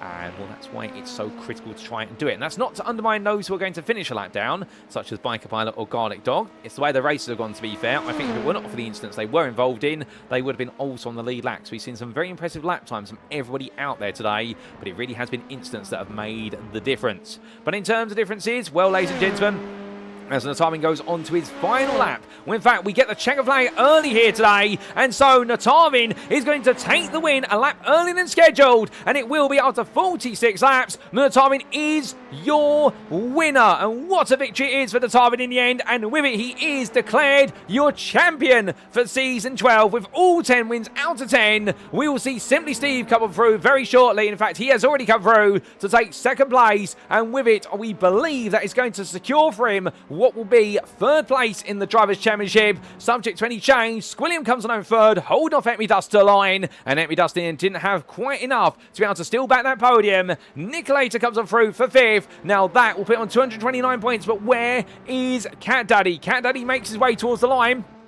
And as he does so here, and this final lap coming up on us very quickly, ladies and gents, we were expecting another lap, but I suspect given the running time of the race, and therefore they do want to close the circuit down and let the spectators go home. That's why it has been called slightly a lap early there with 15 seconds to go. Well, CatDaddy, here he comes, and with this 6th place, we believe that the playing race cars driver, he will be bringing home 2nd place in the championship in the end 241 points. And well, what a season from CatDaddy. He may not have taken all the bigger results like some, but to be fair, he's been on the grid for every single one of our races, and he's absolutely earned that runner-up spot the hard way. Well done to him for doing so. We've already seen Biker Pilot and Garlic Dog finish a lap down in length in 12th, but we will see DC come through very shortly.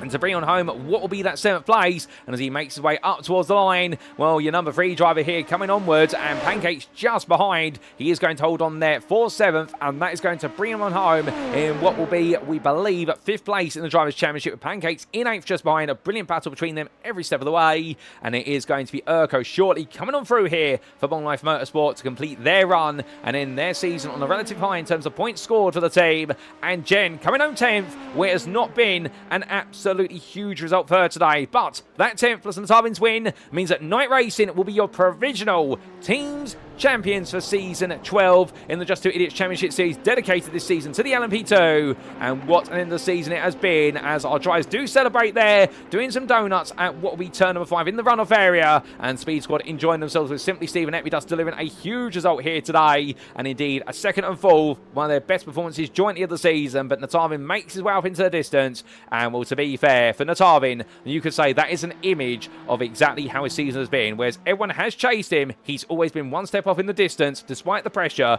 and he has been destined to make it 10 wins out of 10 this season, no matter how hard everyone else has tried to stop him and no matter how challenging the season has been.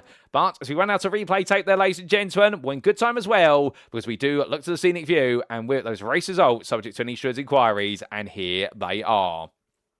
And as we can see, a brilliant race to wrap up our championship in the Too Fast, Too Tasty Grand Prix here. Hashtag that, of course, on Twitter if you dare. And, well, we got to see after what was 1.5 hours of racing in our crown jewel event from Road America for round 10 of 10 of the Just 2 Idiots Championship Series Season 12 as dedicated to the LMP2 machine, brought to you on iRacing.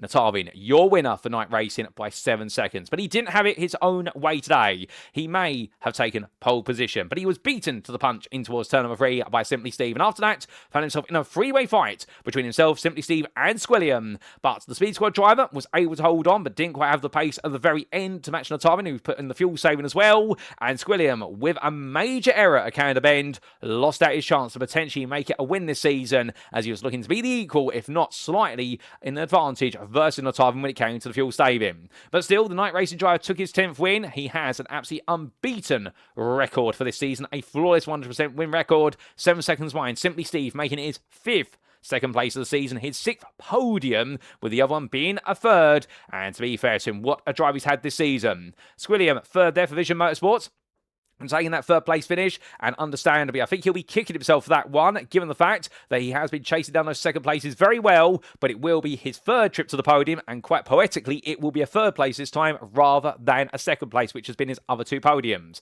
Epmy Dust was behind the Vision Motorsports driver, who put one over him right at the end of the race, and Epmy Dust for the Speed Squad not quite able to hit the podium, and it does mean, unfortunately for him, he does not take a podium this season, but he does take 4th place, and he was the best of the rest there for the Speed Squad. He was a 2nd behind, if that from Squilliam, and he was the best part of 6 seconds ahead of niCKaLaToR, and the Nick Square driver in the end couldn't save the fuel he needed to for that 2nd pit stop, and therefore lost out on strategy versus Epmy Dust and Squilliam. But credit where it's due to the Nick Square driver, he did put together an absolutely brilliant run. He's showed today and over the whole of the season that sometimes just being cool, calm and consistent in the races when you haven't got the 1 lap pace in qualifying can still reward you with top 5s and even chances of the podium. It was then a further 33 seconds back to CatDaddy for playing race cars, a huge achievement for him, provisionally your runner-up in the Drivers' Championship, and the playing race cars driver doing it the hard way over the course of today, particularly with that spin on the open lap, which meant he had to fight his way forward. DC for Long Life Motorsport, plenty of battling for him. The Canadian driver taking that 7th place in the end, and he'll be pleased as punch for that, holding off pancakes to the finish line, with the SimCity Racing driver just behind and not even a second adrift. We saw Urko take 9th for Long Life Motorsport, further 10 seconds behind, or in fact 13 seconds behind, but he was 4 seconds ahead of Jen, who in the end, after that contact with Gabay going in towards Canada Bend on the open lap, did well to recover to 10th place and help secure Night Racing's team's championship crown, provisionally subject to any stewards' inquiries. Biker Pilot, well, he was in the end 11th place, a lap down for 3.8 Racing, but was so close to achieving his best result of the season. He was in a battle for 6th place, but a late error which saw the car go to the barrier coming out of turn number 8, saw the front bumper come off, and it had to go into the pit lane for repair work due to sizable damage. And then we did see Garlic Dog finish a lap down as well for playing race cars. A couple of spins cost him an opportunity for some big points, but still staying in it all the way to the very end, and he was your last finisher. Sadly, a technical issue with the brake pedal for Gabay, the privateer for Font Cub, saw him retire what was 34 laps from the finish, with a huge run into the barrier coming down in towards turn number 5, but drivers were okay. That's the most important thing, and that's how they all finished here today. But ladies and gentlemen, of course, what that does mean, as we let you see the night view of the circuit, you're just going to give us a brief moment, and we are going to bring you what will be those provisional final championship standings after 10 rounds of racing. And, well, as we get ready to bring those up on the screen, they're not going to be too far away, we can promise you that. And, well, indeed, we need to recap exactly who has finished where, subject to the stewards' inquiries, although, to be fair, I don't think there's going to be too many of them here today from Road America, because what a clean race it was, plenty of brilliant battling.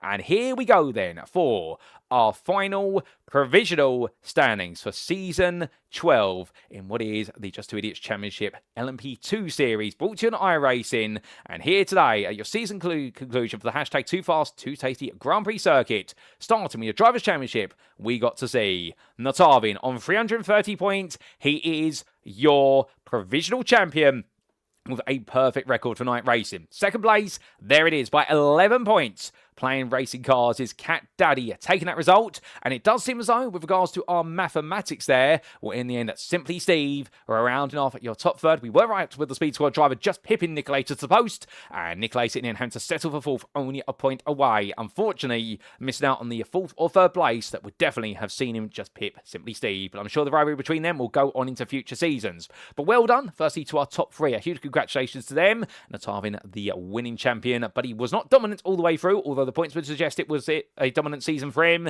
CatDaddy, meanwhile, the true underdog there for playing race cars, earning the runner-up spot, and SimplySteve just a little bit behind. But niCKaLaToR then was off the podium, at the first not to be on the podium there in the championship for Nick Squared, and he was 12 points ahead of DC, the Long Life Motorsport driver, putting together a strong season and ending it with that 7th place that guaranteed in the 5th place spot ahead of Epmy Dust. The Speed Squad driver, well, if it were not for the poor qualifying performances we saw earlier on in the season, I think the Norwegian driver would have been inside the top 5, but still, 6th was the best he could achieve, but he did end it on a high with 4th place and chasing down Squilliam's podium finish right at the very end.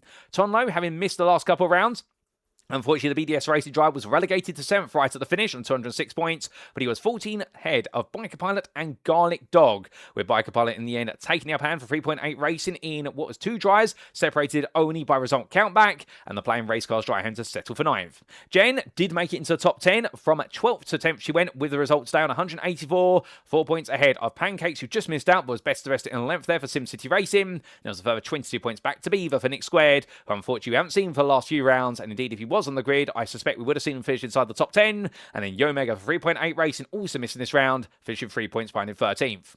Urko and Squilliam completed your top 15, with the Long Life Motorsport and Vision Motorsport drivers both having some great performances, including here today, especially for Squilliam, although we were in what could have been a chance at a win once again. And then AJ was 16th there on 48 points, 2 ahead of Springflower, with Pebble, Corndog and Black Bob completing your top 20. And outside the top 20 for these final provisional standings, it was Spook Dubs ahead of Sector, both on 15 points there.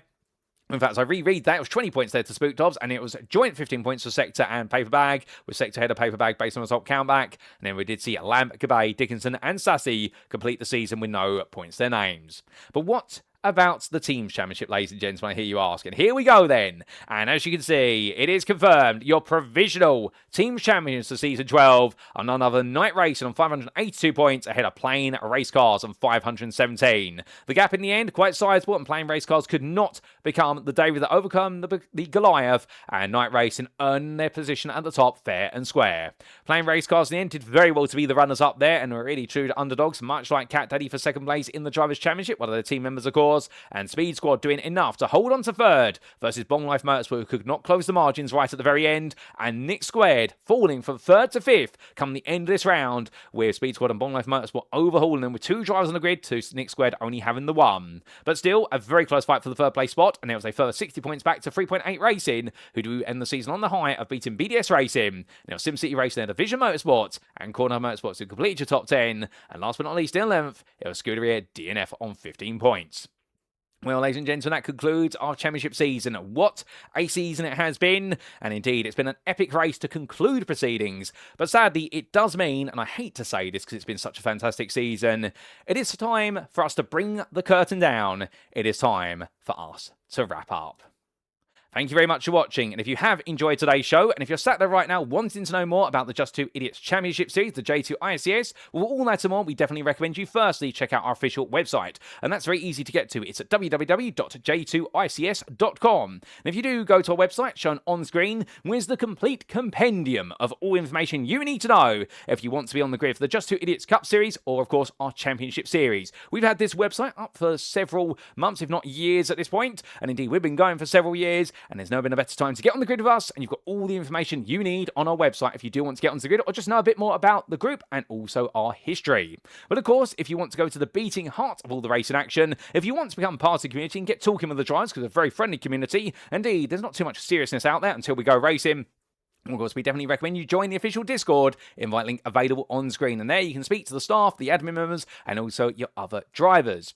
But with that, ladies and gentlemen, well, what's next exactly as we bring the curtain down? Well, the good news is we will be back here at the Just 2 Idiots Championship Series for an all-new season of racing action in the near future. We are still working out the dates, but we promise you one thing, if you're sat there right now and you want to be on the grid for Season 13, make sure you join the community, get in the Discord, and wait in anticipation, because I can promise you one thing, a new season will be around the corner, and well, until then, you just need to stay tuned, and all that information will be on our website or on the Discord when it is announced.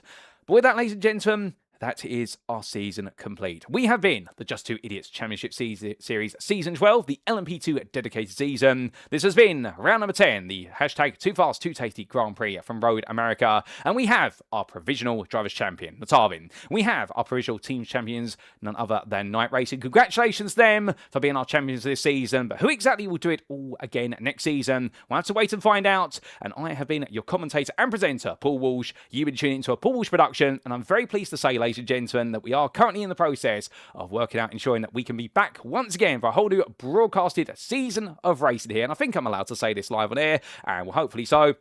But I will definitely be back, ladies and gentlemen, to bring you your next season of racing. All things being well in the Just Two Idiots Championship Series, and I look forward to an all-new season. But until that comes about, we have been the J2ICS, and until next time, remember to stay safe, stay well, stay smiling, and most importantly, remember to stay on track. Good night.